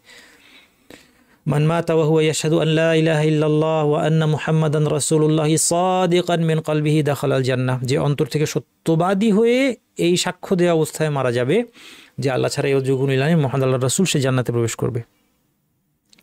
ভালোবাসা খুব গুরুত্বপূর্ণ একটা বিষয়। এর বিপরীত হচ্ছে ঘৃণা না করা। শরীয়তকে ঘৃণা করা যাবে না। আল্লাহর রাসূলের প্রতি কোনো ঘৃণার মনোভাব থাকতে পারবে না। শরীয়তের কোনো কিছু নিয়ে কোনো ঘৃণা থাকতে পারবে না। আল্লাহ তাআলা অবিশ্বাসীদের আমল বাতিল হয়ে যাওয়ার কারণ বলেছেন এই আয়াতে, যালিকা বিআন্নাহুম কারিহু মা আনজালাল্লাহু ফাআহবাতা আমালাহুম। অবিশ্বাসীরা আল্লাহ যা অবতীর্ণ করেছেন সেই বিধানকে অপছন্দ করে, ঘৃণা করে, এই জন্য তাদের সমস্ত আমল বাতিল। এই জন্য কেউ যদি শরীয়তের সুপ্রতিষ্ঠিত কোনো কিছুকে ঘৃণা করে তার ঈমান কিন্তু বাতিল হয়ে যাবে, সাবধান। কেউ যদি দাড়িকে ঘৃণা করে, কেউ যদি পর্দাকে ঘৃণা করে, কেউ যদি বহুবিবাহকে ঘৃণা করে, কেউ যদি ছেলে মেয়ের দ্বিগুণ পাচ্ছে এটাকে ঘৃণা করে, সে অবিশ্বাসী কাফের মুরতাদ হয়ে যাবে, ঈমান ছাড়া তার মৃত্যু হবে। আমাদের মা বোনদের অনেকে বহুবিবাহকে ঘৃণা করতে শিখেছেন এই সমাজ থেকে শিখিয়েছি বহুবিবাহকে ঘৃণা করতে। দেখেন, এখানে একটা জিনিস বুঝতে হবে, কোনো কিছুকে বিধানকে ঘৃণা করা আর বিধানের ফলাফলকে ঘৃণা করা দুইটা এক না। ভালো করে শুনেন এটা। একজন মহিলা তিনি চান না যে তার স্বামী দ্বিতীয় বিয়ে করুক। দ্বিতীয় বিয়ে করলে তার সতীন, এখন স্বামীকে তিনি একাই পাচ্ছেন, তখন সতীন ভাগ বসাবে, এটা তার পছন্দ না। এটা কুফরি না, এটা ন্যাচারাল অপছন্দ। আরেকটা উদাহরণ দিই। শীতের বেলা সকালে উষ্ণ লেপের নিচ থেকে বের হয়ে ঠান্ডা পানি দিয়ে উজু করে অন্ধকারের মধ্যে মসজিদে যাওয়ার প্রত্যেকটা কাজ অপছন্দনীয়, কিন্তু তার মানে এই না যে আমি ফজরের সালাতকে ঘৃণা করছি। তাহলে এটাও কুফরি না, এটাও ন্যাচারাল। কুফরি কখন হবে? কেউ যদি বলে যে কেন আল্লাহ বহুবিবাহের বিধান দিলেন, এই বিধানটা একটা বাজে একটা নিয়ম, বহুবিবাহ করতে পারবে একজন পুরুষ, বুঝতে পারছেন? এটা হচ্ছে ঘৃণা, বিধানটাকে ঘৃণা করছে। আবার বলি, স্বামী দ্বিতীয় বিয়ে করেছে, কোন স্ত্রী আছে তার খুব ভালো লাগবে, খুশিতে নাচবে? এরকম কেউ নাই। স্বয়ং রাসূল সাল্লাল্লাহু আলাইহি ওয়াসাল্লামের স্ত্রীদের মধ্যেও আরেকজন বিয়ে করে এসেছে আর সব স্ত্রীরা সাথে সাথে মারহাবা করেছে, এরকম ছিল না। কিন্তু বিধানটাকে ঘৃণা করতে পারবেন না। আপনার মনকে বোঝাতে হবে যে হ্যাঁ, এটা আল্লাহর বিধান, আলহামদুলিল্লাহ আমার কষ্ট হতে পারে, কিন্তু আল্লাহর বিধান এটি সঠিক, আমি আল্লাহর বিধানকে ভালোবাসি। ফলাফলটা আমার জন্য অপছন্দনীয় হতে পারে। ফজরের সালাত আমি ভালোবাসি ফজরের সালাত, আলহামদুলিল্লাহ আল্লাহ সুবহানাহু ওয়া তাআলা কত বড় সুযোগ করে দিয়েছেন ফজরের সালাতের দ্বারা আল্লাহর নৈকট্য লাভের। প্রত্যেক মুসলিম মুমিন আপনি দেখেন মনের কোণে সে ফজরের সালাতকে ভালোবাসে, গুনতি করতে না পারলেও ফজরের সালাতকে ভালোবাসে, ফজরের সালাতকে ঘৃণা করে না। কিন্তু যদি সালাত ঘৃণা করে যে কি ফজরের সালাত, এটা একটু নামাজের টাইম হলো, নাউজুবিল্লাহ। 4টা নামাজ তো যথেষ্ট ছিল, 5টা নামাজ দিতে হবে, আবার ফজরের সময় এই ভোরবেলায় নামাজ দিতে হবে শীতকালে। আচ্ছা 10টার সময় দিলেও তো একটা কথা ছিল, অফিসে যাওয়ার জন্য উঠবো তখন নামাজ পড়ে নিব, তাহলে তার ইমান থাকবে না, মুরতাদ হয়ে যাবে। তাইলে আল্লাহর দেওয়া সমস্ত রুলকে ভালো জানতে হবে, ভালোবাসতে হবে, আল্লাহকে ভালোবাসতে হবে। ওয়া মিনান নাসি মান ইয়াত্তাখিযু মিন দুনিল্লাহি আনদাদা ইউহিব্বুনাহুম কাহুব্বিল্লাহি ওয়াল্লাযিনা আমানু আশাদ্দু হুব্বান লিল্লাহ। মানুষের মধ্যে কেউ আল্লাহ ছাড়া অন্যদেরকে তার সমকক্ষ বানায়, আল্লাহকে ভালোবাসার মতো করে তাদেরকে ভালোবাসে। কিন্তু ইমানদারদের অবস্থা কি? তাদের ভালোবাসা আল্লাহর প্রতি আসাদ সবচেয়ে বেশি। রাসূলকে ভালোবাসতে হবে। লা ইউমিনু আহাদুকুম হাত্তা আকুনা আহাব্বা ইলাইহি মিন ওয়ালিদিহি ওয়া ওয়ালাদিহি ওয়ান নাসি আজমাইন। তোমাদের কেউ ততক্ষণ পরিপূর্ণ মুমিন হবে না যতক্ষণ আমি তার নিকট তার পিতা পুত্র এবং সকল ব্যক্তির চেয়ে অধিক প্রিয় না হই। রাসূলুল্লাহ সাল্লাল্লাহু আলাইহি ওয়াসাল্লামকে সবচেয়ে বেশি ভালোবাসতে হবে। এরপরে রয়েছে হচ্ছে আল্লাহর জন্য ভালোবাসা, আল্লাহর জন্য ঘৃণা করা। মানুষের সমস্ত সম্পর্ক, ভালোবাসা এবং ঘৃণার সম্পর্ক আল্লাহর জন্য। আউসাকুল ঈমান আল মুওয়ালাতু ফিল্লাহি ওয়াল মুওয়াদাতু ফিল্লাহি ওয়াল হুব্বু ফিল্লাহি ওয়াল বুগদু ফিল্লাহ। ঈমানের সবচেয়ে মজবুত হাতল হচ্ছে, হাতল সমূহের মধ্যে সবচেয়ে মজবুত হাতল হলো আল্লাহর জন্য বন্ধুত্ব, আল্লাহর জন্য শত্রুতা, আল্লাহর জন্য ভালোবাসা, আল্লাহর জন্য ঘৃণা করা। মান আহাব্বা লিল্লাহি ওয়া আবগাদা লিল্লাহি ওয়া আতা লিল্লাহি মান আলিল্লাহি ফাকাদ ইসতাকমাল ঈমান। যে আল্লাহর জন্য ভালোবাসে এবং আল্লাহর জন্য ঘৃণা করলো এবং আল্লাহর জন্য দান করলো এবং আল্লাহর জন্য ফিরিয়ে দিল, সেই ইমানকে পরিপূর্ণ করলো। আমাদের সব সম্পর্ক, ভালোবাসা, ঘৃণা সবটা আল্লাহর জন্য হবে। যা কিছু আল্লাহ ভালোবাসেন সেটাকে ভালোবাসবো, যাদেরকে আল্লাহ ভালোবাসেন তাদেরকে ভালোবাসবো। যা কিছু আল্লাহ অপছন্দ করেন অপছন্দ করবো, যাদেরকে আল্লাহ ঘৃণা করেন তাদেরকে ঘৃণা করব। এটা হচ্ছে কবুল। ওয়া ইয কুলনা লিল মালাইকাতি ইসজুদু লি আদামা ফাসাজাদু ইল্লা ইবলিস আবা ওয়াসতাকবারা ওয়া কানা মিনাল কাফিরিন। যখন ফেরেশতাদেরকে বললাম আদমের উদ্দেশ্যে সিজদা করো, সবাই সিজদা করলো, ফেরেশতারা ইবলিস ছাড়া আবা ওয়াসতাকবারা ওয়া কানা মিনাল কাফিরিন। সিজদা করতে সে অস্বীকার করলো। কবুলের বিপরীত হচ্ছে অস্বীকার করা। এখানে একটা খুব ইম্পর্টেন্ট পয়েন্ট আছে, খেয়াল করেন। ইবলিস আল্লাহ সুবহানাহু ওয়া তাআলার একটা আদেশ অমান্য করেছে। ইবলিসকে আল্লাহ আদেশ দিয়েছেন আদমকে সিজদা করতে, সে সিজদা করে নাই। মুসলিমদের মধ্যে অনেকে আছে যে অনেক বড় বড় আল্লাহর আদেশ 10টা 20টা 100টা আদেশ বারবার অমান্য করছে। একটা আদেশ অমান্য করে ইবলিস কেন কাফের হয়ে গেল? আল্লাহ বলছেন সে কাফেরদের অন্তর্ভুক্ত হলো। অথচ একজন মানুষ মনে করেন সে তার ঈমান আছে, সে সালাত আদায় করে, মনে করেন সে যাকাত দেয় না, হজ করে নাই, সামর্থ্য আছে, ব্যভিচার করে, আল্লাহ মাফ করুক, মদ খায়, বড় বড় খারাপ কাজ করছে, কিন্তু ঈমান বিনষ্টকারী কিছু করে নাই, তার ঈমান নষ্ট হয় নাই। কিন্তু ইবলিস একটা আদেশ অমান্য করেছে, সে অবিশ্বাসী কেন হয়ে গেল? একটা আদেশ অমান্য করে কেন অবিশ্বাসী হয়ে গেল? কয়টা আদেশ অমান্য করলেন সেটা বিষয় না, আদেশ অমান্য করার পিছনে মূল কারণ কি ছিল? মূল কারণ ছিল প্রত্যাখ্যান। আনা খায়রুম মিনহু। আল্লাহর আদেশে আপত্তি করেছে, সে আল্লাহর আদেশকে আপত্তি করে আল্লাহর আদেশটা প্রত্যাখ্যান করেছে। আউযু বিল্লাহি মিনাশ শাইতানির রাজিম। আমরা শয়তানের থেকে আশ্রয় চাই। আল্লাহর আদেশকে আপত্তি করে আপত্তি তুলেছে। সে কি বলেছে? আনা খায়রুম মিনহু, আমি তো তার চেয়ে ভালো, আমি কেন আদমকে সিজদা করব? আমি তার চেয়ে ভালো। খালাকতানি মিন নারিন ওয়া খালাকতাহু মিন তিন। আমাকে আগুন থেকে আর তাকে মাটি থেকে সৃষ্টি করেছেন, আমি কেন আদমকে সিজদা করব? অবজেকশন দিয়েছে, আল্লাহর আদেশকে অ্যাকসেপ্ট করে নাই। এটাই হচ্ছে কবুল থাকা না থাকার ডিফারেন্স। বুঝতে পারলেন কিনা? খুব জরুরি পয়েন্ট। আল্লাহ কেন হজ করতে বলবেন কেউ যদি এই কথা বলে? আমার টাকা দিয়ে আমি কেন হজ করব? আমার আপত্তি আছে এই হজের, কেন আমি এত টাকা খরচ করে হজ করব?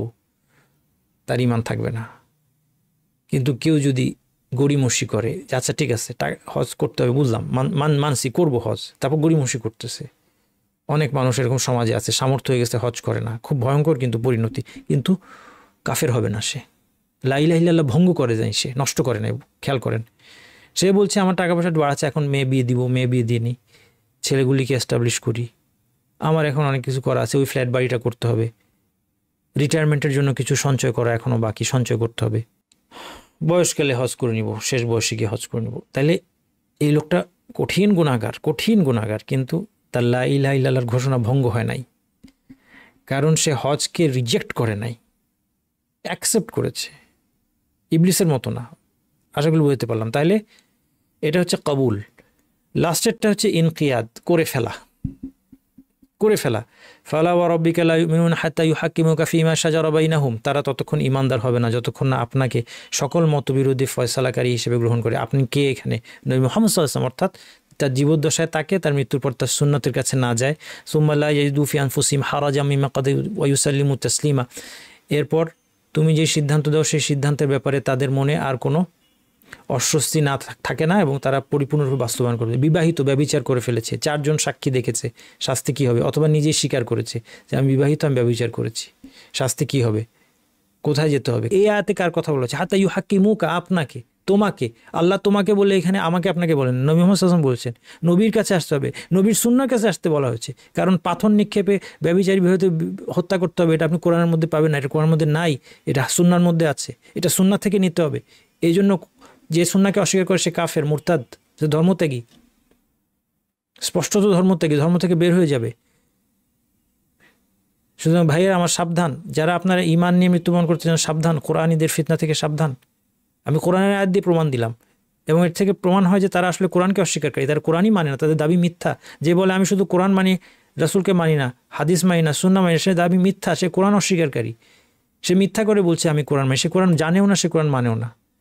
কোরআন বলছে যে নবীর কাছে যেতে হবে, এই জন্য নবীর কাছে গিয়ে জানতে হবে যে বিবাহিত ব্যভিচারী, সে যদি তার ব্যভিচারের কথা স্বীকার করে অথবা 4 জন সাক্ষী থাকে, সেটাও সুন্নাহ থেকে পাওয়া যায়, তখন তাকে প্রস্তুত নিয়ে হত্যা করতে হবে। এখন এই বিধানটা মেনে নিতে হবে, আনুগত্যের সাথে এটাকে মেনে নিয়ে আনুগত্য করতে হবে এবং কোনো অস্বস্তি থাকবে না অন্তরের মধ্যে। এই ইমানদারকে আমরা হতে পারবো, যদি ইমানদার হতে পারি তাই লা ইলাহা ইল্লাল্লাহর উপর আমরা টিকতে পারবো, নয়তো টিকতে পারবো না। আচ্ছা, কবুল এবং অনুগত্যের পার্থক্য এবং সম্পর্কের আরেকটু আলোচনা করতে। কবুল হচ্ছে আরেকটু ভালো বোঝার জন্য এই লাস্টের 2টা পয়েন্ট। তাইলে প্রথম 5টা পয়েন্ট কী ছিল? 1 নম্বর হচ্ছে জ্ঞান, 2 নম্বর হচ্ছে দৃঢ় বিশ্বাস, কোনো সন্দেহ থাকবে না লা ইলাহা ইল্লাল্লাহর প্রতি, 3 নম্বর এই ঘোষণা দিতে হবে ইখলাস সহকারে, সিনসিয়ারিটি নিয়ে, 4 নম্বর হচ্ছে সত্যবাদী হয়ে ঘোষণা দিতে হবে, মিথ্যা করে দেওয়া যাবে না, 5 নম্বর হচ্ছে এই ঘোষণাকে ভালোবাসতে হবে এবং ঘোষণার যত দাবি এগুলোকে ভালোবাসতে হবে, এই ঘোষণার অনুসারীদেরকে ভালোবাসতে হবে, এর বিপরীত সব কিছু ঘৃণা করতে হবে। আল্লাহ রসুলকে এবং আল্লাহ রসুলের অনুসারীদেরকে ভালোবাসতে হবে, আল্লাহ রসুলের দলের লোকদেরকে ভালোবাসতে হবে, বাকি সবাইকে ঘৃণা করতে হবে, বাকি সব কিছুকে অপছন্দ করতে হবে। যা আল্লাহ ভালোবাসেন সেটা ভালোবাসতে হবে, যা আল্লাহ অপছন্দ করে সেটা অপছন্দ করতে হবে। 5টা গেল। 6 এবং 7 নম্বর পয়েন্ট হচ্ছে কবুল এবং ইনকিয়াদ, কবুল করে নেওয়া, অ্যাকসেপ্ট করে নেওয়া, এবং ইনকিয়াদ হচ্ছে আনুগত্য করা। এই দুইটার মধ্যে পার্থক্য বোঝাটা যেহেতু সূক্ষ্ম, আরেকটু কথা বলি। কবুল হচ্ছে 2টা বিষয়, আল্লাহ রসুল প্রদত্ত সকল সংবাদকে স্বীকার করা এবং শরীয়ত মেনে চলা যে আমার জন্য বাধ্যতামূলক, এটা স্বীকার করা। যদিও বা শরীয়তে কিছু অবাধ্যতা হয়েও যায়, করতে গিয়ে অবাধ্যতা হয়ে গেলে কবুল নষ্ট হয়ে যায় না। বুঝতে পারছেন কথাটা? আল্লাহ রসুল দেওয়ার সমস্ত সংবাদকে তো স্বীকার করতেই হবে, যা কিছু আল্লাহ রসুল জানিয়েছেন গায়েব সম্পর্কে, ভবিষ্যতে কি ঘটবে, জান্নাত জাহান্নাম যা আছে, সব ফেরেশতা, সব কিছু, এগুলো তো মানতে হবে, এটা কবুল। কবুলের আরেকটা দিক কি? শরীয়ত মেনে চলা আমার জন্য বাধ্যতামূলক, এইটা স্বীকার দেওয়া যে হ্যাঁ আমি মেনেছি, আমি মানছি যে আমাকে শরীয়ত মানতে হবে। তারপরে গিয়ে একজন লোক যদি একটা অন্যায় কাজ করে ফেলে, শরীয়ত লঙ্ঘন করে ফেলে, সে মানে নাই, নফসের তাড়নায়, শয়তানের প্ররোচনায় খারাপ কাজ করে ফেলছে, সেটার জন্য কবুল নষ্ট হয়ে যাবে না। বুঝতে পারছেন? কারণ সে স্বীকার করেছে যে আমি শরীয়ত মানতে বাধ্য, এটা স্বীকার করা। কিন্তু কেউ যদি বলে যে আমি শরীয়তের ঊর্ধ্বে, শরীয়ত মানতে হয় না, পীর সাহেব শরীয়তের ঊর্ধ্বে, আমার পীর সাহেবে মানতে হয় না, পীর সাহেব এত কামেল, আমার পীর সাহেব এমন এত কামেল পর্যায়ে চলে গেছে তার আর নামাজ পড়তে হয় না। যদিও রাসূল সাল্লাল্লাহু আলাইহি ওয়াসাল্লাম সাহাবীদের জীবনের শেষ দিন পর্যন্ত নামাজ পড়তে হয়েছে, কিন্তু আমার পীর সাহেবের আর নামাজ পড়তে হয় না, আমার মুর্শিদের আর নামাজ পড়তে হয় না, আমার মুর্শিদ মদ খেলে অসুবিধা নেই, তার জন্য এটা জায়েজ। এই কথাগুলো যদি বলে কবুল নষ্ট হয়ে যাবে, লা ইলাহা ইল্লাল্লাহ ভঙ্গ হয়ে যাবে, অবিশ্বাসী কাফের মুরতাদ হয়ে যাবে। আনুগত্য 2টা বিষয়। 7 নম্বর যেটা আনুগত্য, সেটা হচ্ছে আমলে তাওহীদের বাস্তবায়ন করা এবং সকল শিরক থেকে দূরে থাকা। অবশ্যই এটা করতে হবে, নাইলে লা ইলাহা ইল্লাল্লাহ পুরো ভঙ্গ হয়ে যাবে। 2 নম্বর হচ্ছে শরীয়তের আদেশ নিষেধ এর একাংশ হলেও বাস্তবায়ন করতে হবে। তাহলে শরীয়তের সব আদেশ নিষেধ বাস্তবায়ন করা লা ইলাহা ইল্লাল্লাহ ঘোষণা রক্ষা হওয়ার শর্ত না, শর্ত হচ্ছে শরীয়তের কিছু না কিছু আমল করা। কিন্তু যে শরীয়তের মোটেই কোনো আমল করে না, তার আনুগত্য মোটেও নাই, কোনো আমলই করে না, না নামাজ পড়ে, না রোজা রাখে, না যাকাত দেয়, শরীয়তের কোনো কিছু জানতে বা মানতে সে আগ্রহী নয়, কোনো কিছুই মেনে চলে না, তাইলে তার আনুগত্য নষ্ট হবে। কিন্তু শরীয়তের একাংশ হইলেও যে বাস্তবায়ন করে, তার লা ইলাহা ইল্লাল্লাহ কি আছে, টিকে আছে। এই 2টা শর্তের জন্য বোঝা দরকার। এই জন্য পার্থক্য কি? কবুল আগে, তারপরে আনুগত্য। কবুল হচ্ছে ভিত্তি, আনুগত্য হচ্ছে এর ফলাফল। কবুলের সাথে অন্তরে অস্বস্তি থাকতে পারে, একে দূর করতে হবে। আনুগত্যের পর্যায়ে এসে আর অস্বস্তি থাকে না, যেমনটা আমরা একটু আগে আয়াতে দেখলাম, সুম্মা লা ইয়াজিদু ফি আনফুসিহিম হারাজা, যখন ইসতিসলাম চলে আসে, মেনে ফেলে, সে কাজটা করে ফেলে, তখন আর অন্তরে কোনো অস্বস্তি থাকে না। এই জন্য এটাকে বলা হয় কবুলের চেয়ে এটা উচ্চতর স্তর। এখন আমরা যে বিষয়টি নিয়ে আলোচনা করব সেটা হচ্ছে লা ইলাহা ইল্লাল্লাহ ভঙ্গকারী বিষয়। লা ইলাহা ইল্লাল্লাহ ভঙ্গকারী বিষয়ে কোনো বিশ্বাস হতে পারে, যেমন কেউ যদি বিশ্বাস করে যে আল্লাহ ছাড়া কেউ ইবাদত পেতে পারে, আল্লাহ ছাড়া কাউকে ডাকা যাবে বিপদে পড়ে, সেক্ষেত্রে এই বিশ্বাসের কারণেই তার লা ইলাহা ইল্লাল্লাহ ঘোষণা ভঙ্গ হয়ে যাবে। এখানে একটা জিনিস লক্ষণীয় যে আমরা লা ইলাহা ইল্লাল্লাহ শুধু মুখে বলি না, এটা আমরা শাহাদা নেই, আমরা আশহাদু, আমরা বলি আশহাদু আল্লা ইলাহা ইল্লাল্লাহ, সাক্ষ্য দেয়া। সাক্ষ্য দেওয়ার কথার অর্থ হচ্ছে একজন মানুষ যা জানে এবং বিশ্বাস করে সেটা প্রকাশ করাকে সাক্ষ্য দেওয়া বলা হয়। যদি বলে যে জাইদ মোহাম্মদের কাছে 1 লাখ টাকা পায়, আমি সাক্ষ্য দিচ্ছি, তার মানে আমি এই ঘটনা জানি অথবা আমি দেখেছি, আমার কাছে প্রমাণ আছে এবং এই প্রমাণের ভিত্তিতে আমি সাক্ষ্য দিচ্ছি যে জাইদ মোহাম্মদের কাছে 1 লক্ষ টাকা পাবে। যদি আমার এই বিষয়ে কোনো জ্ঞান না থাকে বা আমার অন্তরে বিশ্বাস না থাকে, তাহলে সেটা সাক্ষ্য হবে না। তো সেই জন্য সাক্ষ্যের সাথে অবশ্যই বিশ্বাস সম্পৃক্ত হয়ে আছে, বিশ্বাস এবং জ্ঞান। কাজে কেউ যদি শুধুমাত্র এতটুকু বিশ্বাস করে যে আল্লাহ ছাড়া অন্য কেউ ইবাদত পেতে পারে, ইবাদতের কোনো অংশ পেতে পারে, কাউকে ডেকে সাহায্য চাওয়া যেতে পারে আল্লাহ ছাড়া, তাহলে তার এই বিশ্বাসের কারণে তার লা ইলাহা ভঙ্গ হবে। কোনো কথার কারণে লা ইলাহা ইল্লাল্লাহ ভঙ্গ হতে পারে। যেমন কেউ ডাকলো বিপদে পড়ে, কেউ ডাকলো ইয়া আলী, কেউ বিপদে পড়ে ইয়া হায়দার, কেউ ডাকলো ইয়া হুসাইন, ইয়া বাদাউই, ইয়া ফাতিমা, ইয়া জাইনাব, ইয়া রাসূলুল্লাহ। এই কথার মাধ্যমে তার এই ইমান লা ইলাহা ইল্লাল্লাহ ভঙ্গ হবে। কাজ করা, কেউ যদি কোনো আল্লাহ ছাড়া কারো উদ্দেশ্য পশু জবেও করে, তাহলে তার এই কাজের দ্বারা লা ইলাহা ইল্লাল্লাহ ভঙ্গ হবে। এবং সন্দেহের দ্বারা, যদি কোনো বিষয়ে কোনো সন্দেহ থাকে যে ইসলাম সঠিক হতে পারে বা নাও পারে, আল্লাহ ছাড়া কোনো মাবুদ থাকতেও পারে নাও থাকতে পারে, যেগুলো আমরা উদাহরণ দিলাম, অন্যান্য মাবুদের মাঝেও কোনো কল্যাণ থাকতে পারে, কে জানে, হয়তো কোথাও কোনো কল্যাণ আছে, অন্য ধর্মেও হয়তো ভালো কিছু আছে, কে জানে। এই ধরনের সন্দেহ, সংশয়, এগুলো কিন্তু লা ইলাহা ভঙ্গকারী। এক কথায় যে কোনো বড় কুফরি, বড় শিরকি বা বড় নিফাকি কাজ, এগুলো সবই লা ইলাহা ইল্লাল্লাহ ভঙ্গকারী হবে। বড় কুফরি, ছোট কুফরির অর্থ কি? এমন কুফরি কাজ যে কাজের কারণে ইসলাম বিনষ্ট হয়, সেটাকে বড় কুফরি বলা হয়। যেমন কেউ যদি কোরআনের কোনো আয়াতকে অস্বীকার করে, কেউ যদি রাসূলুল্লাহ সাল্লাল্লাহু আলাইহি ওয়াসাল্লামের সঙ্গে কটূক্তি করে, কেউ যদি রাসূলুল্লাহ সাল্লাল্লাহু আলাইহি ওয়াসাল্লামকে শেষ নবী বলে বিশ্বাস না করে, ইত্যাদি, এগুলো কুফরির উদাহরণ, বড় কুফরি। শেষ নবী হিসেবে বিশ্বাস করে না, তাহলে নবী হিসেবে মানে, কিন্তু শেষ নবী হিসেবে মানে না, তাহলে কি হবে? তার এটা বড় কুফরি, ইমান বিনষ্ট হবে। কিন্তু ছোট কুফরির উদাহরণ হচ্ছে দুইজন মুসলিম যদি লড়াই করে, কিতালুল মুসলিমি সিবাবুল মুসলিম ফুসুকুন ওয়া কিতালুহু কুফর। হাদিসের মধ্যে আসছে যে দুজন মুসলিম যখন একজন আরেকজনের সাথে লড়াই করে, এই কিতালটা, এটা হচ্ছে একজন কুফরি কাজ। এর কারণে কি সে ইসলামের বাইরে চলে যান না, কিন্তু তাও সেটা কুফরি কাজ। এই জন্য এটাকে বলা হচ্ছে ছোট কুফরি। ছোট কুফরি কথার অর্থ হচ্ছে এটা সামান্য, এরকম না, বরং এর অর্থ হচ্ছে যে এর দ্বারা সে ইসলামের বাইরে যায় না। বড় শিরক, ছোট শিরক। বড় শিরক কোনটা? যেমন আল্লাহ ছাড়া কারোর জন্য যদি সিজদা করে, সেটা বড় শিরক, ইসলামের বাইরে চলে যাবে। ছোট শিরক যেমন তাবিজ, আমাদের সামনে আলোচনার মধ্যে আসবে, যেটা কেউ যদি তাবিজ ঝুলায় এবং সে মনে করে যে তাবিজের মাধ্যমে আল্লাহ কল্যাণ দেন, তাহলে এটা ছোট শিরক। সে যদি মনে করে যে তাবিজ কল্যাণের স্রষ্টা, তাহলে সেটা বড় শিরক হয়ে যাবে। কিন্তু সাধারণত মুসলিমরা সেটা মনে করে না। মুসলিমরা যখন তাবিজ নিয়ে আসে, তখন কি মনে করে? আল্লাহই কল্যাণ। সে জিজ্ঞেস করবো যে না, কল্যাণ তো আল্লাহই দিবে, কিন্তু তাবিজের মাধ্যমে দিবে। এই আংটি নিয়ে আসছি আমি গণকের কাছ থেকে, এই আংটির মাধ্যমে কল্যাণটা কে দিবে? আল্লাহ দিবে। তাহলে এটা ছোট শিরক হবে, এটা শিরক, কিন্তু এর দ্বারা কারণে সে ইসলামের বাইরে চলে যাবে না। কিন্তু সে যদি কবরের উদ্দেশ্যে সেজদা করে, জব করে, মানত করে, কবরকে ডেকে বলে যে বাবা, অথবা পীর সাহেবকে ডেকে বলে বাবা আমাকে সন্তান দাও, বাবা আমার চাকরি দাও, তাহলে তার কি হবে? এটা বড় শিরক, ঈমান নষ্ট হয়ে যাবে। তেমনি নিফাক, এটারও বড় ছোট আছে। মোট কথা যে কোনো বড় কুফরি, শিরকি, নিফাকি কাজ, এই সব কিছুর ঈমান ভঙ্গকারী, লা ইলাহা ইল্লাল্লাহ ভঙ্গকারী। এর সংখ্যা অনেক, কোনো আলেম বলেছেন লা ইলাহা ইল্লাল্লাহ ভঙ্গকারীর সংখ্যা 400। মৌলিক ঈমান ভঙ্গকারী, ইসলাম ভঙ্গকারী এবং লা ইলাহা ইল্লাল্লাহ ভঙ্গকারী বিষয় হচ্ছে কয়টি? 10টি। এই 10টি আমরা সবাই ইনশাআল্লাহ মনে রাখার, মুখস্থ রাখার, অন্তত বুঝে নেওয়ার চেষ্টা করবো আজকে। প্রথম অংশ হচ্ছে ইবাদতের কোনো অংশ আল্লাহ ছাড়া কারো জন্য নিবেদন করা।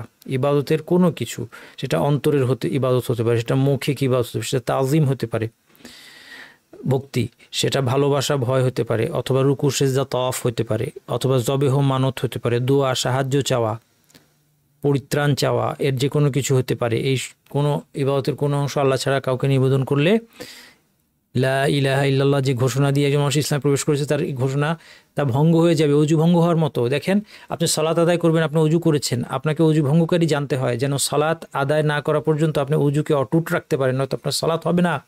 আমাদের ইমানের ব্যাপারটাও তাই, মৃত্যু পর্যন্ত আল্লাহর কাছে আমরা সাহায্য চাই যেন আমরা ইমানের উপর অটুট থাকতে পারি, আমাদের ঈমান যেন ভঙ্গ না হয়, নষ্ট না হয়। লা ইলাহা ইল্লাল্লাহ ঘোষণা দিয়ে খুশি থাকা যথেষ্ট নয়, মৃত্যু পর্যন্ত আমাকে দুশ্চিন্তায় থাকতে হবে যে আমার কোনো কাজের দ্বারা লা ইলাহা ইল্লাল্লাহ নষ্ট হয়ে যাচ্ছে কিনা।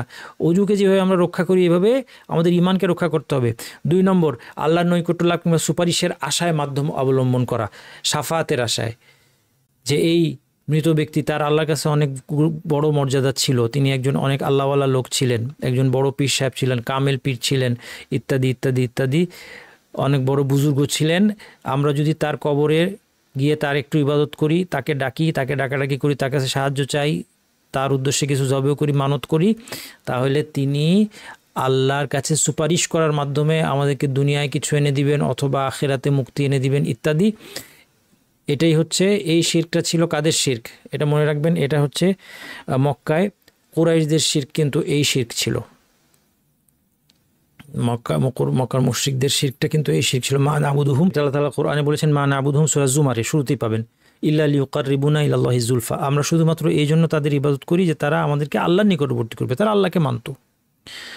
3 নম্বর, কাফের মুশরিককে অবিশ্বাসী মনে না করা। এটা অনেকের মনে ভুল ধারণা আছে যে সব ধর্মই ভালো, সব ধর্ম, যেই ধর্ম পালন করো সেটাই ভালো, সবই ঠিক, হয়তো বা তার ধর্মের কোনো সঠিক কিছু আছে। অথচ আল্লাহ সুবহানাহু ওয়া তাআলা বলেছেন ওয়া মাইয়াবতাগি গায়রাল ইসলামি দীনান ফালা ইউকবালা মিনহু, ইসলাম ছাড়া অন্য কোনো দিন কারো কাছ থেকে গ্রহণ করা হবে না। কাজেই কেউ যদি মনে করে যে খ্রিস্টান, ইহুদি, বৌদ্ধ, হিন্দু, বৌদ্ধ, তারাও বিশ্বাসী, তারাও হয়তো বা ভালো কাজই করছে, যারা যে ধর্ম পালন করছে ভালো, কোনো অসুবিধা নেই, যে যা যা ধর্ম পালন করতে পারে সমস্যা নেই, হ্যাঁ, তাদেরকে অবিশ্বাসী মনে করলো না, তারা সঠিক পথে আছে মনে করলো, এই সব কিছুর কারণে তার নিজের ঈমানটা বিনষ্ট হয়ে যাবে। 4 নম্বর, নবীর আনিত জীবন ব্যবস্থার চেয়ে উত্তম কোনো ধর্ম, দর্শন, মতবাদ, জীবন ব্যবস্থা, সংবিধান আছে বলে বিশ্বাস করা। এটার আওতায় অনেকগুলো আবার সাবসেকশন আছে। অর্থাৎ কেউ যদি মনে করে সোজা কথায় শরীয়ত, আল্লাহর দেওয়া বা নবীর আনিত বিধান ব্যবস্থা বলেন অথবা কোরআন হাদিসের বিধান ব্যবস্থা বলেন, যা কিছু বলেন সব কিছু মুখ্যত শরীয়তের এই, কারণ শরীয়ত মানে কোরআন হাদিস, শরীয়তের চেয়ে উত্তম কোনো ধর্ম, কোনো ফিলোসফি, কোনো দর্শন, কোনো ব্যক্তির দর্শন, কোনো রাষ্ট্রবিজ্ঞানীর দর্শন, কোনো আইন বিশারদের দর্শন, কোনো মতবাদ, কোনো জীবন ব্যবস্থা, কোনো সংবিধান, কারো রচিত সংবিধান, অমুকের রচিত সংবিধান, অথবা কোনো দেশের ল, যেগুলোর উদাহরণ দিয়েছি আমি কয়েকবার, এর কোনো কিছু শরীয়তের চেয়ে উত্তম মনে করলে লা ইলাহা ইল্লাল্লাহ ঘোষণা ভঙ্গ হবে। সমকক্ষ মনে করলে লা ইলাহা ইল্লাল্লাহ ঘোষণা ভঙ্গ হবে। 2 নম্বর, উত্তম বলে নাই, বলছে কি না শরীয়তও ভালো, ওইটাও ভালো, লা ইলাহা ইল্লাল্লাহ ভঙ্গ হয়ে গেছে। 3 নম্বর দেখেন, বলছে শরীয়তই ভালো, কিন্তু আমার নেতার আদর্শ মানা যাবে, শরীয়তের বিপরীতে গিয়ে কার্ল মার্কসের দর্শন মানা যাবে, শরীয়ত বেস্ট, কিন্তু বর্তমান সময়ে বেশি উপযোগী আমাদের সংবিধানে মানুষ যেটা বানিয়েছে শরীয়তের সাথে সাংঘর্ষিক। চোরের হাত কাটলে এটা সবচেয়ে ভালো ছিল, কিন্তু এখনকার যুগে, এখনটা আধুনিক যুগ, এখন চোরের হাত কাটাতে জরুরি না, এখন আমরা অন্য কোনো শাস্তিও চোরকে দিতে পারি। শরীয়তটা সবচেয়ে ভালো, কিন্তু এখন অন্য কোনোটাও করা যাবে, এতেও লা ইলাহা ইল্লাল্লাহ ভঙ্গ হবে। শুধুমাত্র মনে করছে যে তার চয়েস আছে, ব্যাপারটা খুব সাংঘাতিক। সেই জন্য এমনিভাবে এর আওতায় অনেকগুলো সাবসেকশন আছে। ওটাকে যদি উত্তম মনে করে বা ওইটাকে যদি বেশি সময়ের উপযোগী মনে করে, হ্যাঁ, উত্তমটা বলছি, সমকক্ষ মনে করছে, জায়েজ মনে করছে, ওইটাকে সময়ের উপযোগী মনে করছে, যে না ঠিক আছে শরীয়ত বেশিরভাগ সময় ভালো মানুষের জন্য, কিন্তু বর্তমান যুগটায় বিশেষভাবে আসলে ঠিক শরীয়তটা উপযোগী না, অন্য কিছু শরীয়তের চেয়ে ভালো হবে। এই সব কিছুর দ্বারা লা ইলাহা ইল্লাল্লাহ ঘোষণা ভঙ্গ হবে। 5 নম্বর হচ্ছে শরীয়তের কোনো অংশকে ঘৃণা করা। এটা আমরা বিস্তারিত ব্যাখ্যা করেছি, আর প্রয়োজন নেই। শরীয়তের কিছু নিয়ে বিদ্রুপ করা, গালমন্দ করা, কাউকে দাড়ি নিয়ে কাউকে ব্যঙ্গ বিদ্রুপ করলে কি হবে, কারো হিজাব, পর্দা নিয়ে ব্যঙ্গ বিদ্রুপ করা, অনেকে আখেরাত, ফেরেশতাদেরকে নিয়ে ব্যঙ্গ বিদ্রুপ করে, জোকস বানায়, খুব সাবধান। ফেরেশতা, আখেরাত, জান্নাত, জাহান্নাম জোকসের জিনিস না। দাড়ি নিয়ে বিদ্রুপ করার বিধানটা, এই ধরনের বিধান একটু বোঝা দরকার। মনে করেন একজন লোক দাড়ি রাখলে তাকে দেখতে একটু সুন্দর লাগে না, তাকে নিয়ে হাসাহাসি করলো, কারণ ওই লোকটাকে সুন্দর লাগে না, এটা কুফরি না, এটা লা ইলাহা ইল্লাল্লাহ ভঙ্গ হবে না। খেয়াল করেন, কারণ সে ওভারঅল দাড়ি নিয়ে হাসাহাসি করে নাই, কিন্তু একজন লোকের দাড়িটা বিশেষভাবে তাকে সুন্দর লাগছে না, ব্যক্তিকে নিয়ে হাসাহাসি করেছে, কিন্তু তাইলে কুফরি হবে না, লা ইলাহা ইল্লাল্লাহ ভঙ্গ হবে না। কিন্তু যদি দাড়ি নিয়ে হাসাহাসি করে, দাড়ি নিয়ে কটাক্ষ করে, বিদ্রুপ করে, জোকস বানায়, অথবা দাড়িওয়ালা লোকদেরকে নিয়ে কার্টুন বানায়, এর মাধ্যমে, অথবা গালমন্দ তিরস্কার করা আল্লাহর রসুলকে অথবা দিনকে, দিনের সুপ্রতিষ্ঠিত কোনো বিধানকে নিয়ে কেউ যদি কটাক্ষ করে, ব্যঙ্গ বিদ্রুপ করে, জেনারেল কোনো স্টেটমেন্ট দেয় কটাক্ষ করে, কেউ বললো যে দাড়িওয়ালাগুলি সব হচ্ছে ভণ্ড, জেনারেল স্টেটমেন্ট, এগুলি লা ইলাহা ইল্লাল্লাহ নষ্ট হয়ে যাবে। কোন নির্দিষ্ট ব্যক্তিকে নিয়ে যদি ফান করে তাহলে সেটাও খারাপ গুনাহের কাজ, কিন্তু সেটা লা ইলাহা ইল্লাল্লাহ ভঙ্গ হবে না যদি সে দাড়িকে আল্লাহ রাসূল ইসলামের শিক্ষা, সুন্নাহ, ইসলামের বিধান বলে রেসপেক্ট করে, তাহলে ভঙ্গ হবে না। জাদুটোনা নিয়ে কিন্তু আমরা মহা সমস্যায় আছি। জাদুটোনা কী জিনিস? জাদুটোনা কুফরি কাজ। জাদুটোনা যারা করে, আমি এখানে ব্ল্যাক ম্যাজিকের কথা বলছি, হ্যাঁ, হাত সাফাইয়ের জাদুগুলোর কথা বলছি না, ওগুলিও অন্য কারণে নিষেধ। কিন্তু আমরা এখন যেটা নিয়ে বলছি যে কুফরি যেগুলো জাদু, ব্ল্যাক ম্যাজিক যারা করে তারা সবসময় যে বা বলবে না যে আমি ম্যাজিশিয়ান, আমি ব্ল্যাক ম্যাজিক করি, এটা বলবে না। একটা নাম কি বললাম? কবিরাজ। অনেক সময় তান্ত্রিক নাম হয়, কবিরাজ নাম হয়। আপনি মনে করছেন গ্রাম্য চিকিৎসক, না, গ্রাম্য চিকিৎসক না। কবিরাজ মানে সে হচ্ছে কবিরাজ নামের আড়ালে মাথায় টুপি লাগিয়ে মুসলিমদেরকে আকর্ষণ করে জাদুটোনা করে, তার তো নিজের ইমান নাই, মুসলিমদের ইমান ধ্বংস করছে। এরপর আছে কারা? তান্ত্রিক বলে। তারা আবার লেখে যে কোরআন হাদিসের আলোকে আমরা তন্ত্রমন্ত্র করি, এই ধরনের কথাবার্তা লেখে। রাস্তার মধ্যে, দেয়ালের মধ্যে পোস্টার লেখা যায়, মানুষ ছুটে যায় তাদের কাছে বিপদে পড়লে। জাদু, ব্ল্যাক ম্যাজিকটা কি? ব্ল্যাক ম্যাজিক অর্জিত হয় কিসের মাধ্যমে? জিনদের পূজার মাধ্যমে। মানুষের একটা ব্যাপক ভুল ধারণা হচ্ছে জিনদেরকে বশে আনা যায়। মিথ্যা কথা। জিনরা মানুষকে বশ করে, জিনরা মানুষকে বশে আনে কিভাবে? এই জাদুকরেরা যখন জিনদের পূজা করে, ইবাদত করে, জিনদের উদ্দেশ্যে জবে করে, মানত করে, সেজদা করে, অন্যান্য ইবাদত করে, তখন জিনরা তাদের উপর সন্তুষ্ট হয়ে তাদেরকে কিছু সাহায্য করে, জাদুটোনার মাধ্যমে তাদেরকে হেল্প করে। এইভাবে একদল আরেক দলের দ্বারা উপকৃত হয়। তারা, এইসব জাদুকরেরা, কবিরাজ নামে যেই নামে থাকুক, তারা খুব নোংরা কাজ করে, এগুলো বলার মতো না। আমি শুধু একটা উদাহরণ দিই, তাহলে হায়েজের রক্ত দিয়ে কোরআন লেখে জিনকে খুশি করার জন্য। নাপাক হায়েজের রক্ত দিয়ে কোরআন লেখার মাধ্যমে জঘন্য কুফরি কাজ করে সে জিনকে খুশি করে, যেন জিনদের কাছ থেকে জাদু নিয়ে সে স্বামী স্ত্রীর মধ্যে মিল অমিল ঘটাতে পারে, অথবা কাউকে ক্ষতি করতে পারে। এইগুলি নিয়ে তারা পড়ে আছে। ওয়ালাকাদ আলিমু লামান ইশতারাহু মা লাহু ফিল আখিরাতি মিন খালাক। জাদুকরদের সম্পর্কে আল্লাহ বলছে, তারা জানতো যে এই জাদু যে ক্রয় করবে, মা লাহু ফিল আখিরাতি মিন খালাক, আখিরাতের কোনো অংশ নেই। সুলাইমান আলাইহিস সালামের সময়ের যে জাদুর প্র্যাকটিস, ইহুদিরা সুলাইমান আলাইহিস সালামের নামে চালিয়েছে, কিন্তু আসলে জিনদের মধ্যে শয়তানরা এই জাদু মানুষদেরকে শিক্ষা দিয়েছে। সুলাইমান আলাইহিস সালাম কোনো জাদু প্র্যাকটিস করেন নাই। সুলাইমান আলাইহিস সালাম আল্লাহর নবী ছিলেন, কোনো জাদুবিদ্যা চর্চা তিনি করেন নাই। কিন্তু ইহুদিরা মিথ্যা করে বলে যে আমরা সুলাইমান থেকে জাদু শিখেছি। মিথ্যা কথা। জিনরাই জাদু শিখেছে তাদেরকে। এই আয়াতগুলো সূরা বাকারায় আছে, আপনারা পড়বেন। এক আয়াতের মধ্যে 5টা দলিল আছে যে জাদু যে কুফরি কাজ, জাদুর দ্বারা লা ইলাহা ইল্লাল্লাহ ভঙ্গ হয়, এটার 5টা দলিল এক আয়াতের মধ্যে আছে।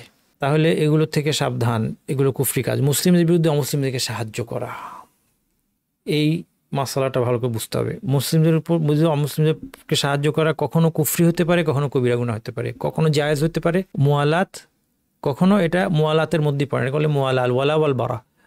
আল্লাহর জন্য বন্ধুত্ব এবং সাহায্য, এটাকে বলে মুয়াল্লা। বন্ধুত্ব এবং সাহায্য, বন্ধুত্বপূর্ণ সম্পর্ক, সাহায্যের সম্পর্ক, এটা বলে মুয়াল্লা। মুসলিমদের বিরুদ্ধে অমুসলিমদেরকে সাহায্য করা কখন কুফরি হবে? যদি ইসলামের প্রতি বিদ্বেষের কারণে মুসলিমদের বিরুদ্ধে অমুসলিমদেরকে সাহায্য করে, অস্ত্র দেয়, যুদ্ধে সহযোগিতা করে, মুসলিমদেরকে মারার সুযোগ করে দেয়, কুফরি কাজ। কিন্তু যদি জাগতিক কাজ, স্বার্থের কাজ করে, তাহলে কুফরি হবে না। এটা প্রথম উদাহরণ দিব, তারপর দলিল দিব। এটা বোঝা দলিল, কারণ এখান থেকে চরমপন্থার জন্ম নেয়। প্রথমত বুঝতে হবে যে ইসলামের প্রতি বিদ্বেষ থেকে কেউ যদি চায় যে মুসলিমরা পরাজিত হোক, মুসলিমরা ধ্বংস হোক, এবং অমুসলিমদেরকে মুসলিমদের বিরুদ্ধে সাহায্য করে, যুদ্ধে হোক, যেভাবে হোক, তাহলে এটা কুফরি, কোনো সন্দেহ নেই। লা ইলাহা ইল্লাল্লাহ ভঙ্গ হয়ে যাবে, নষ্ট হয়ে যাবে। কিন্তু সবসময় এটা হয় না। এখন দেখেন, একটা দেশের নাম দিয়েছি মুসলিমদের দেশ। সেই দেশে বি দেশের এয়ারবেস আছে। বি দেশটা অবিশ্বাসীদের, তাদের একটা বিমান ঘাঁটি, যুদ্ধ বিমানের ঘাঁটি আছে দেশে। এটা কাদের দেশ? মুসলিমের দেশ। তাহলে মুসলিম দেশের শাসক, মুসলিম শাসক বি দেশ অবিশ্বাসীদের দেশকে তার দেশে একটা বিমান ঘাঁটি করতে দিয়েছে। সেখান থেকে বিমান উড়ে গিয়ে আরেকটা দেশ, কাদের দেশ? মুসলিমদের দেশে বোমা ফেলে মুসলিমদেরকে মারছে। এ দেশের শাসককে আপনি কাফের বলবেন কিনা? সে কি সাহায্য করছে না? অবশ্যই সাহায্য করছে। সে তার নিজের দেশে বি দেশ, যেটা অবিশ্বাসীদের দেশ, তাদেরকে এয়ার বেস করতে দেওয়ার মাধ্যমে সি দেশে মুসলিমদেরকে মারতে তাকে সাহায্য করছে, কিন্তু এর মানে এই না যে কাফের হবে। যদি এ দেশের শাসক জাগতিক স্বার্থে, ক্ষমতার লোভে, টাকার লোভে সে এটা দেয়, তাহলে সে অনেক বড় গুনাহ, কবিরা গুনাহগার, কিন্তু সে কাফের হবে না। দলিল, হাতিব ইবনে আবি বালতা নামে একজন সাহাবী ছিলেন। নবী মুহাম্মদ সাল্লাল্লাহু আলাইহি ওয়াসাল্লাম বদরের যুদ্ধের সাহাবী, বদরি সাহাবী। নবী সাল্লাল্লাহু আলাইহি ওয়াসাল্লাম যখন মক্কা বিজয়ের জন্য অভিযান চালাবেন, তিনি গোপন রেখেছেন অভিযান, অতর্কিত হামলা করবেন, গোপন অভিযান চালাবেন। হাতিব ইবনে আবি বালতা মদিনা থেকে তিনি চিঠি লিখে মক্কায় চিঠি পাঠিয়ে দিয়েছে এক মহিলার মাধ্যমে, যে নবী মুহাম্মদ সাল্লাল্লাহু আলাইহি ওয়াসাল্লাম তোমাকে আক্রমণ করতে আসছে। ওয়াহির মাধ্যমে নবী সাল্লাল্লাহু আলাইহি ওয়াসাল্লাম জেনে গেলেন। তিনি সাহাবীদেরকে পাঠালেন যে ওই মহিলার কাছে, অমুক জায়গায় মহিলাকে পাবে, তার কাছে চিঠি আছে।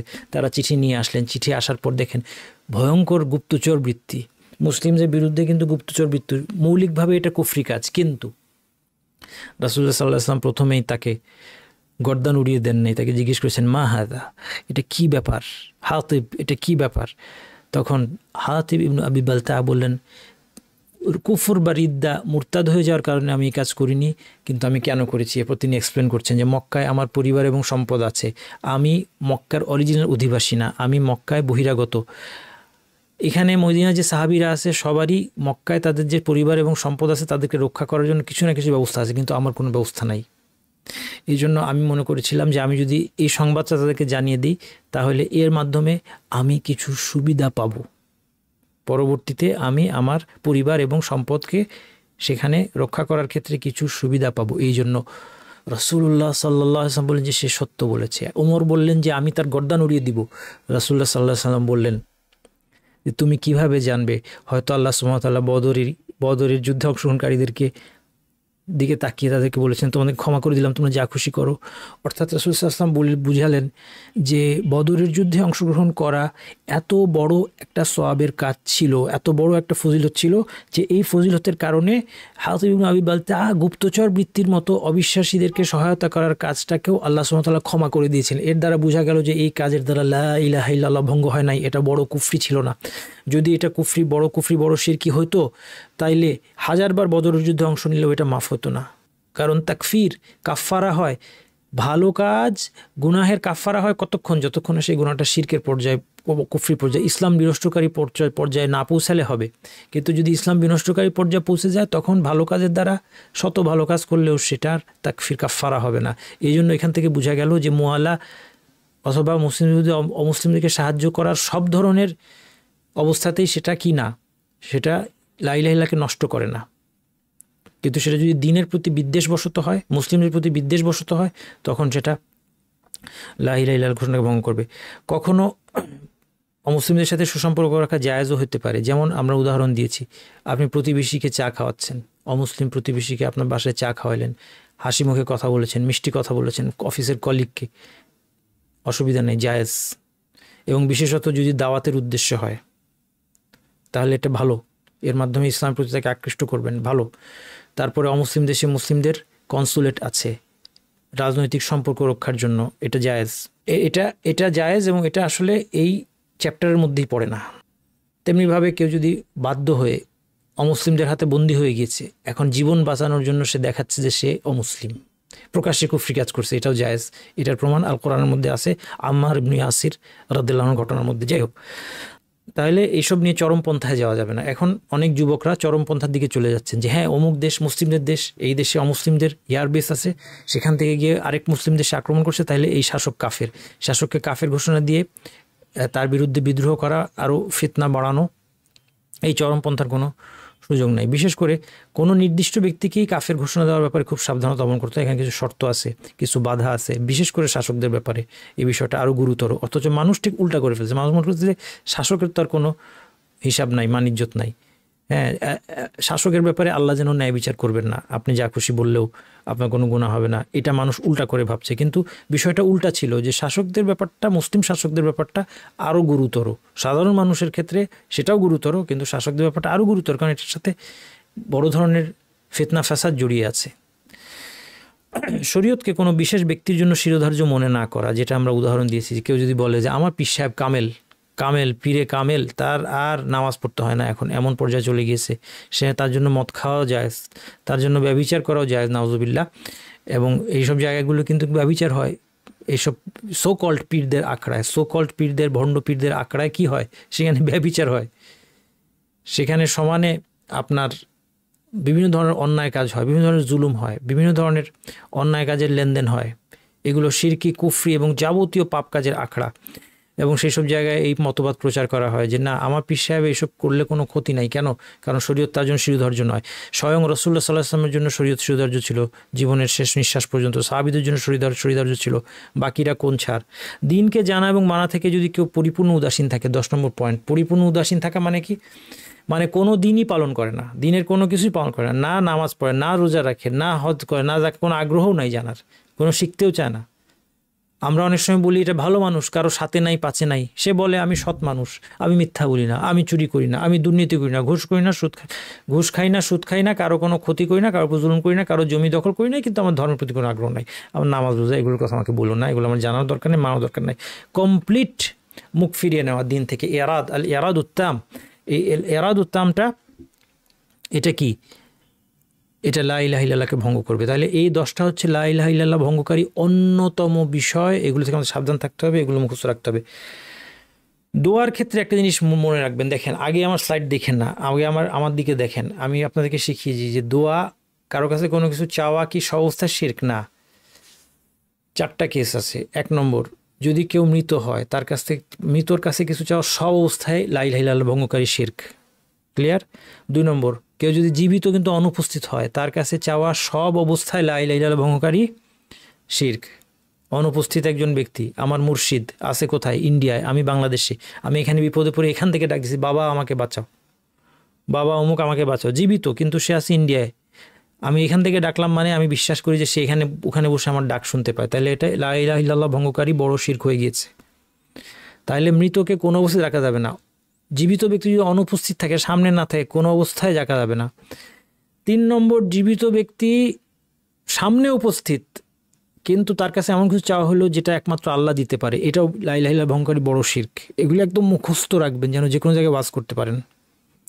তাহলে আপনার অনেক বড় মুর্শিদ, আপনি তার ভক্ত, পীরে কামেল, তার কাছে গিয়ে বললেন যে আপনি আমাকে, যে পীর সাহেব বৃষ্টি হয় না, আমাদের বৃষ্টি দেন, আমার সন্তান হয় না, সন্তান দেন, আপনার ঈমান বিনষ্ট হয়ে যাবে, লা ইলাহা ভঙ্গকারী। 4 নম্বর যেটা, এটা ছাড়া কোনো একজন ব্যক্তির যা দেওয়ার ক্ষমতা আছে সেটা তার কাছে চাওয়া বৈধ। বিপদে পড়ে বাবার কাছে টাকা চেয়েছেন, জায়েজ।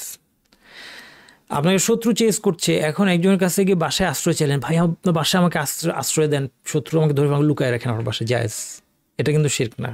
ঠিক আছে? তাহলে কোন জায়গায় শিরক এটা ক্লিয়ারলি বলে দিলাম। এখন স্লাইড দেখেন। মৃতর কাছে কিছু চাওয়া সর্বাবস্থায় ঈমান বিনষ্টকারী বড় শিরক।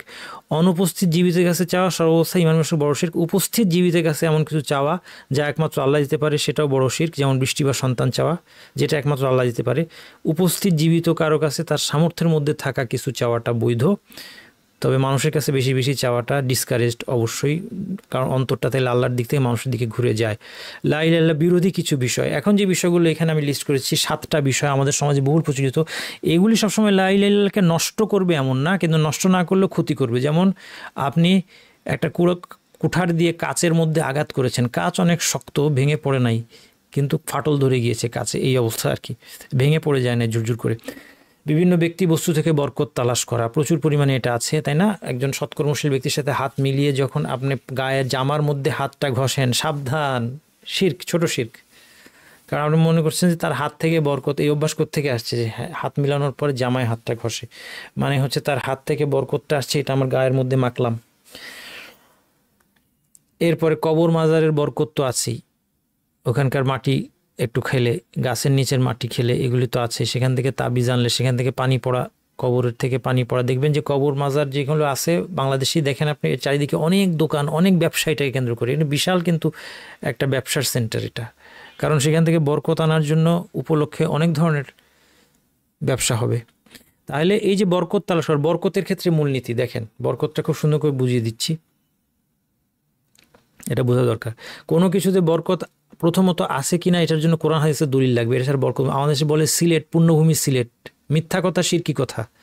সিলেট কোনোদিন পুণ্যভূমি না, কোরআন হাদিসে কোথাও দলিল নাই। কেউ মক্কা মদিনাকে যদি বলে পুণ্যভূমি, জায়েজ, মক্কা মদিনা বরকত আছে, কিন্তু সিলেটকে বলে, কারণ এখানে শাহজালাল শাহপরান ওনারা আসছিলেন, এই জন্য সিলেট পুণ্যভূমি হয়ে গেছে, বরকতময় হয়ে গেছে। শিরকি কথা, শির্ক।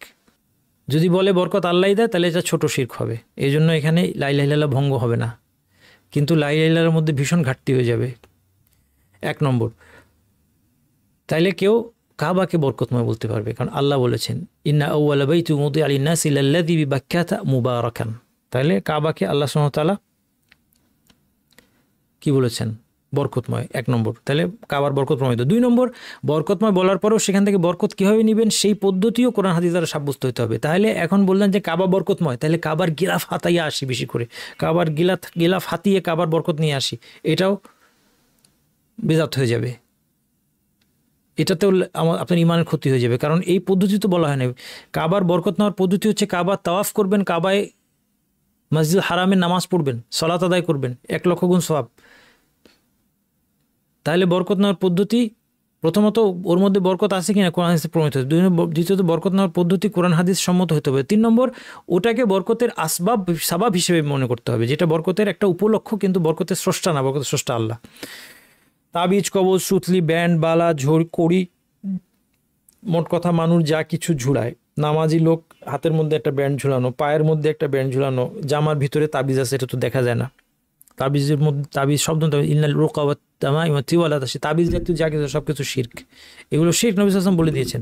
যদি বলে যে আল্লাহই কল্যাণ দেয় তাবিজের মাধ্যমে, তাহলে ছোট শিরক। যদি বলে যে তাবিজ নিজে কল্যাণ সৃষ্টি করে, তাহলে কী হবে? বড় শিরক। ইসলামে লা ইলাহা ইল্লাল্লাহ ভঙ্গ হয়ে যাবে। সাধারণত এটা মুসলিমে বলে না। মুসলিমরা কী বলে? হ্যাঁ, তাবিজটা আল্লাহই দিবে, কিন্তু তাবিজটা ঝুলাইলে কাজ হয়, এটা পরীক্ষিত, এটা হুজুররা দেয়, এটা অমুক দেয়, তুমুক দেয়। তাবিজের মধ্যে যদি নকশা টকশা জিনিস থাকে, এগুলো জাদুটোনা, সাবধান। কোরআনের আয়াত লেখা তাবিজও নাজায়েজ। কোরআনের আয়াত, কোরআন দিয়ে আল্লাহ রাসূল সাল্লাল্লাহু আলাইহি ওয়াসাল্লাম কীভাবে চিকিৎসা করতে দেখিয়েছেন, যেটা করেছেন ঝাড়ফুঁক, কোরআন দিয়ে ঝাড়ফুঁক। কোরআন পড়ে ফু দেন, কোরআন পড়ে পানিতে ফু দিয়ে পানি খান, কোরআন পড়ে মধুতে ফু দিয়ে মধু খাওয়ান, জায়েজ। কিন্তু কোরআনকে তাবিজ বানিয়ে আপনি ঝুলালেন কেন? কোরআনকে নিয়ে আপনি টয়লেটে যাচ্ছেন কেন? এটা শুধু নিষিদ্ধই নয়, এটা এক ধরনের কোরআনের অবমাননা হচ্ছে। বাচ্চার গায়ে তাবিজ ঝুলিয়েছেন, এটা নিয়ে নাপাক জায়গায় গড়াগড়ি, মাটিতে গড়াগড়ি দিচ্ছে, টয়লেটে যাচ্ছে, নাপাকি লাগতেছে তাবিজের মধ্যে, কোরআনের মধ্যে। কোথায় আপনার কোরআনের তাজিম? কোরআন তো এই জন্য মা আনজালনা আলাইকা কুরআনা লিতাশকা, এই কোরআন এই উদ্দেশ্যে কোরআন আল্লাহ সুবহানাহু ওয়া তাআলা নাজিল করেন নাই। কোরআনকে আল্লাহ সুবহানাহু ওয়া তাআলা এই উদ্দেশ্যে নাজিল করেন। কোরআনের তাবিজও নেওয়া যাবে না, কোনো ধরনের তাবিজ নেওয়া যাবে না। ঝাড়ফুঁক, কোরআন হাদিসের দোয়া দিয়ে ঝাড়ফুঁক জায়েজ, কোরআন আয়াত হাদিসের দোয়া অথবা বৈধ দোয়া দিয়ে ঝাড়ফুঁক জায়েজ। এছাড়া অন্য কোনো মন্ত্রতন্ত্র দিয়ে ঝাড়ফুঁক, দেখবেন যে আমাদের দেশে এগুলিকে কী বলে, সাপুড়ে, যারা এদের কাছ থেকে মানুষ অনেক সময় ফু নিয়ে আসে, জানেন না?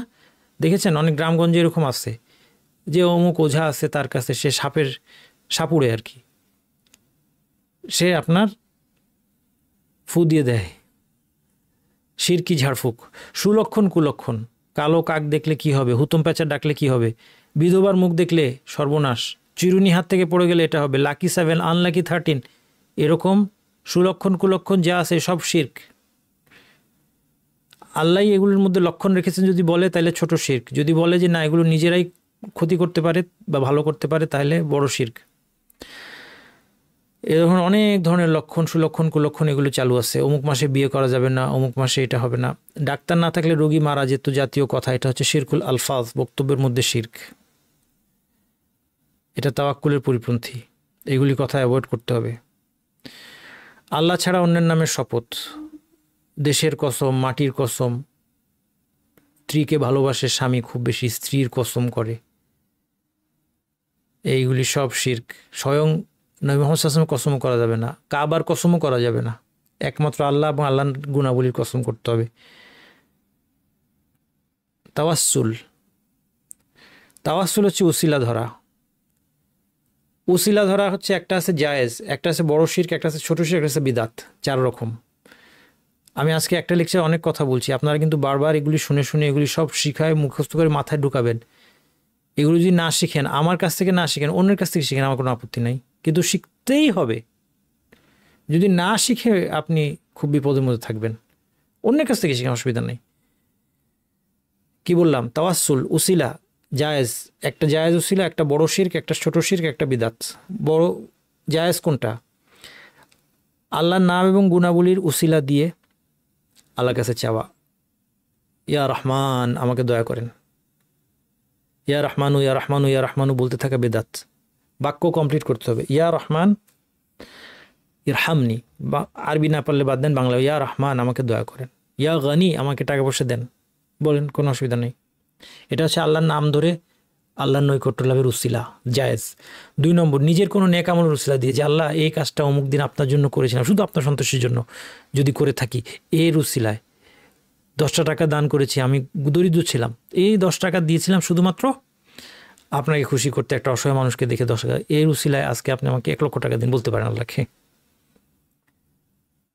বা আপনার নিজের ইমান এবং আমার উসিলা দিয়ে, আল্লাহ আপনার প্রতি ইমান এনেছি, আপনার রাসূলের প্রতি ইমান এনেছি, এর উসিলায় আমাকে আপনি বিপদ থেকে উদ্ধার করেন, বলতে পারবেন, এই উসিলা দেওয়া যাবে।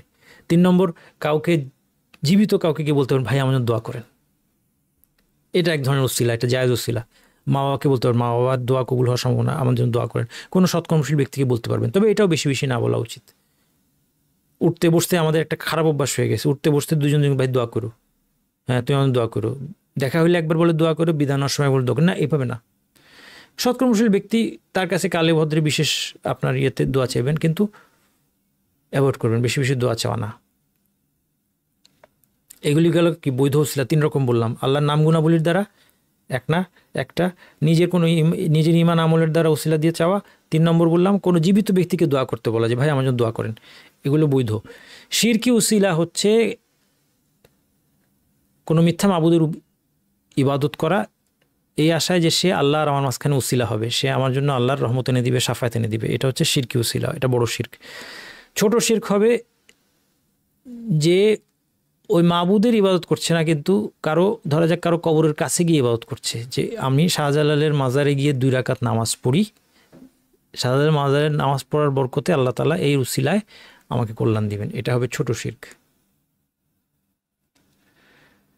কেন? কারণ এমন একটা কিছুকে উপলক্ষ বানানো হয়েছে যেটা আল্লাহ উপলক্ষ নির্ধারণ করেন নাই।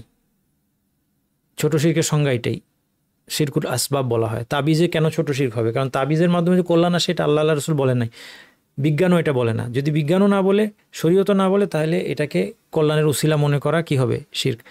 আচ্ছা, তাহলে এগুলো ছোট শিরক। 4 নম্বর হইল বেদাতি উসিলা, যেটা আমাদের দেশে প্রচুর হয়। আমরা ছোটবেলা থেকে দোয়া শিখেছি, যে দোয়ার মধ্যে বলতে হবে আমার যে নবী মুহাম্মদ সাল্লাল্লাহু আলাইহি ওয়াসাল্লামের উসিলায় আমার দোয়াটা কবুল করেন, এটা বেদাত। অথবা বলে যে আমাদের এখানে যারা আমরা দোয়া করি, দোয়াই তো বেদাত, নামাজের পরে যে সম্মিলিত, দেখবেন জুমার নামাজের পরে সম্মিলিত মোনাজাত না, এটার বিরুদ্ধে আমি অনেক কথা বলি, তাই না? আল্লাহ যেন এটার বিরুদ্ধে কথা বলার বিনিময়ে আমাকে জান্নাত দান করেন, আমি আল্লাহর কাছে এটাই আশা করি, মানুষ অপছন্দ করলেও। আর মানুষকে যেন আমার কথা মানুষ যেন মানে প্রত্যাখ্যান না করে গ্রহণ করে, এটাও দোয়া করি আল্লাহর কাছে, যেন তার হেদায়েত পায়। এই যে জুমার নামাজের পরে দোয়া করছে, দোয়ার মধ্যে কি বলছে? জুমার নামাজের পর দোয়া করাই তো বেদাত, 1 নম্বর। 2 নম্বর আরও বেদাত করছে, সে দোয়ার মধ্যে বলছে যে এখানে কত মানুষ আছে, কত ভালো মানুষ আছে, তাদের যার হাতটা আপনার পছন্দ তার উসিলায় দোয়া কবুল করেন, বেদাত। তাহলে তাওয়াসসুল, এটা লা ইলাহা ইল্লাল্লাহ ক্ষতিকর জিনিস, আমাদের সমাজে বহুল প্রচলিত। সৎকর্মশীলদের ব্যাপারে বাড়াবাড়ি, এই আমল কোথায় পেয়েছি? বুজুর্গ স্বপ্নে দেখছে। সৎকর্মশীলদের ব্যাপারে বাড়াবাড়ি, সৎকর্মশীলের স্বপ্ন কোনো দলিল না, দলিল হচ্ছে কোরআন এবং হাদিসের মধ্যে। স্বপ্নের মাধ্যমে আল্লাহ শরীয়ত দেওয়ার জন্য আল্লাহ সুবহানাহু ওয়া তাআলা নবীকে পাঠিয়েছেন। নবী অনেক কষ্ট করে 23 বছর ধরে আমাদেরকে শরীয়তের সব শিখিয়ে দিয়ে গেছেন। হাদিসে বলেছেন এমন কোনো কিছু যেটা জান্নাতের নিকটবর্তী করে জাহান্নামের দূরে রাখে, এটা জানাতে তোমাদেরকে আমি বাদ রাখি নাই। এরপরে কারো স্বপ্নের মধ্যে গিয়ে শরীয়ত খোঁজার কোনো দরকার নাই। এই আমল কোথায় পেয়েছেন? বুজুর্গ স্বপ্নে দেখছে। সৎকর্মশীলদের বাড়াবাড়ি, এটা হচ্ছে লা ইলাহা ইল্লাল্লাহর বিরুদ্ধে একটা বিষয়। বরকতের মূলনীতি, এটা আমরা বলেছি, বরকতময় সাব্যস্ত হওয়ার জন্য শরীয়তে দলিল লাগবে, 1 নম্বর। 2 নম্বর বরকত নেওয়ার পদ্ধতি শরীয়ত সম্মত হতে হবে। 3 নম্বর যে বিষয় থেকে বরকতময় সেটাকে উপলক্ষ মনে করতে। জমজমের পানি বরকতময় কিনা? হ্যাঁ, অবশ্যই বরকতময়। বরকত নেওয়ার পদ্ধতি কি? সে পানি পান করবেন এবং বিশ্বাস করবেন বরকত আল্লাহ দিবে, ওই পানি দিবে না। সৎকর্মশীল ব্যক্তি কি বরকতময়? হ্যাঁ, বরকতময়, বরকতময়। কিন্তু তার বরকতটা কোথায়? তার বরকতটা তার অজুর পানির মধ্যে নাই, তার সাথে হাত মিলায় জামায় ঘষলে বরকত নাই, তার শরীর থেকে বের হওয়া কোনো কিছুর মধ্যে বরকত নাই।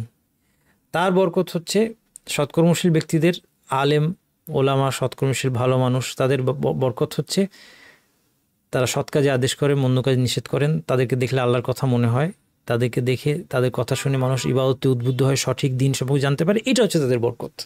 সুতরাং তাদের থেকে বরকত নেওয়ার উপায় হচ্ছে তাদের কথাগুলো শোনা, তারা কোরআন হাদিসের ভিত্তিতে মানুষকে যে দিক নির্দেশনা, সেই দিক নির্দেশনা মেনে চলা, সেই অনুযায়ী আমল করা, তাদের সাথে উঠা বসা করা, যেন তাদের সাথে মিশে আমাদের চরিত্রটা ভালো হয়। এগুলি হচ্ছে তাদের বরকত। তাওয়াসুল সম্পর্কে বলেছি, আল্লাহ সুন্দরতম নাম ও গুণাবলীর উসিলা, নিজের কোনো নেক আমলের উসিলা এবং এমন কাউকে দোয়া করতে বলা যার দোয়া কবুলের সম্ভাবনা আছে, এগুলো সব বৈধ।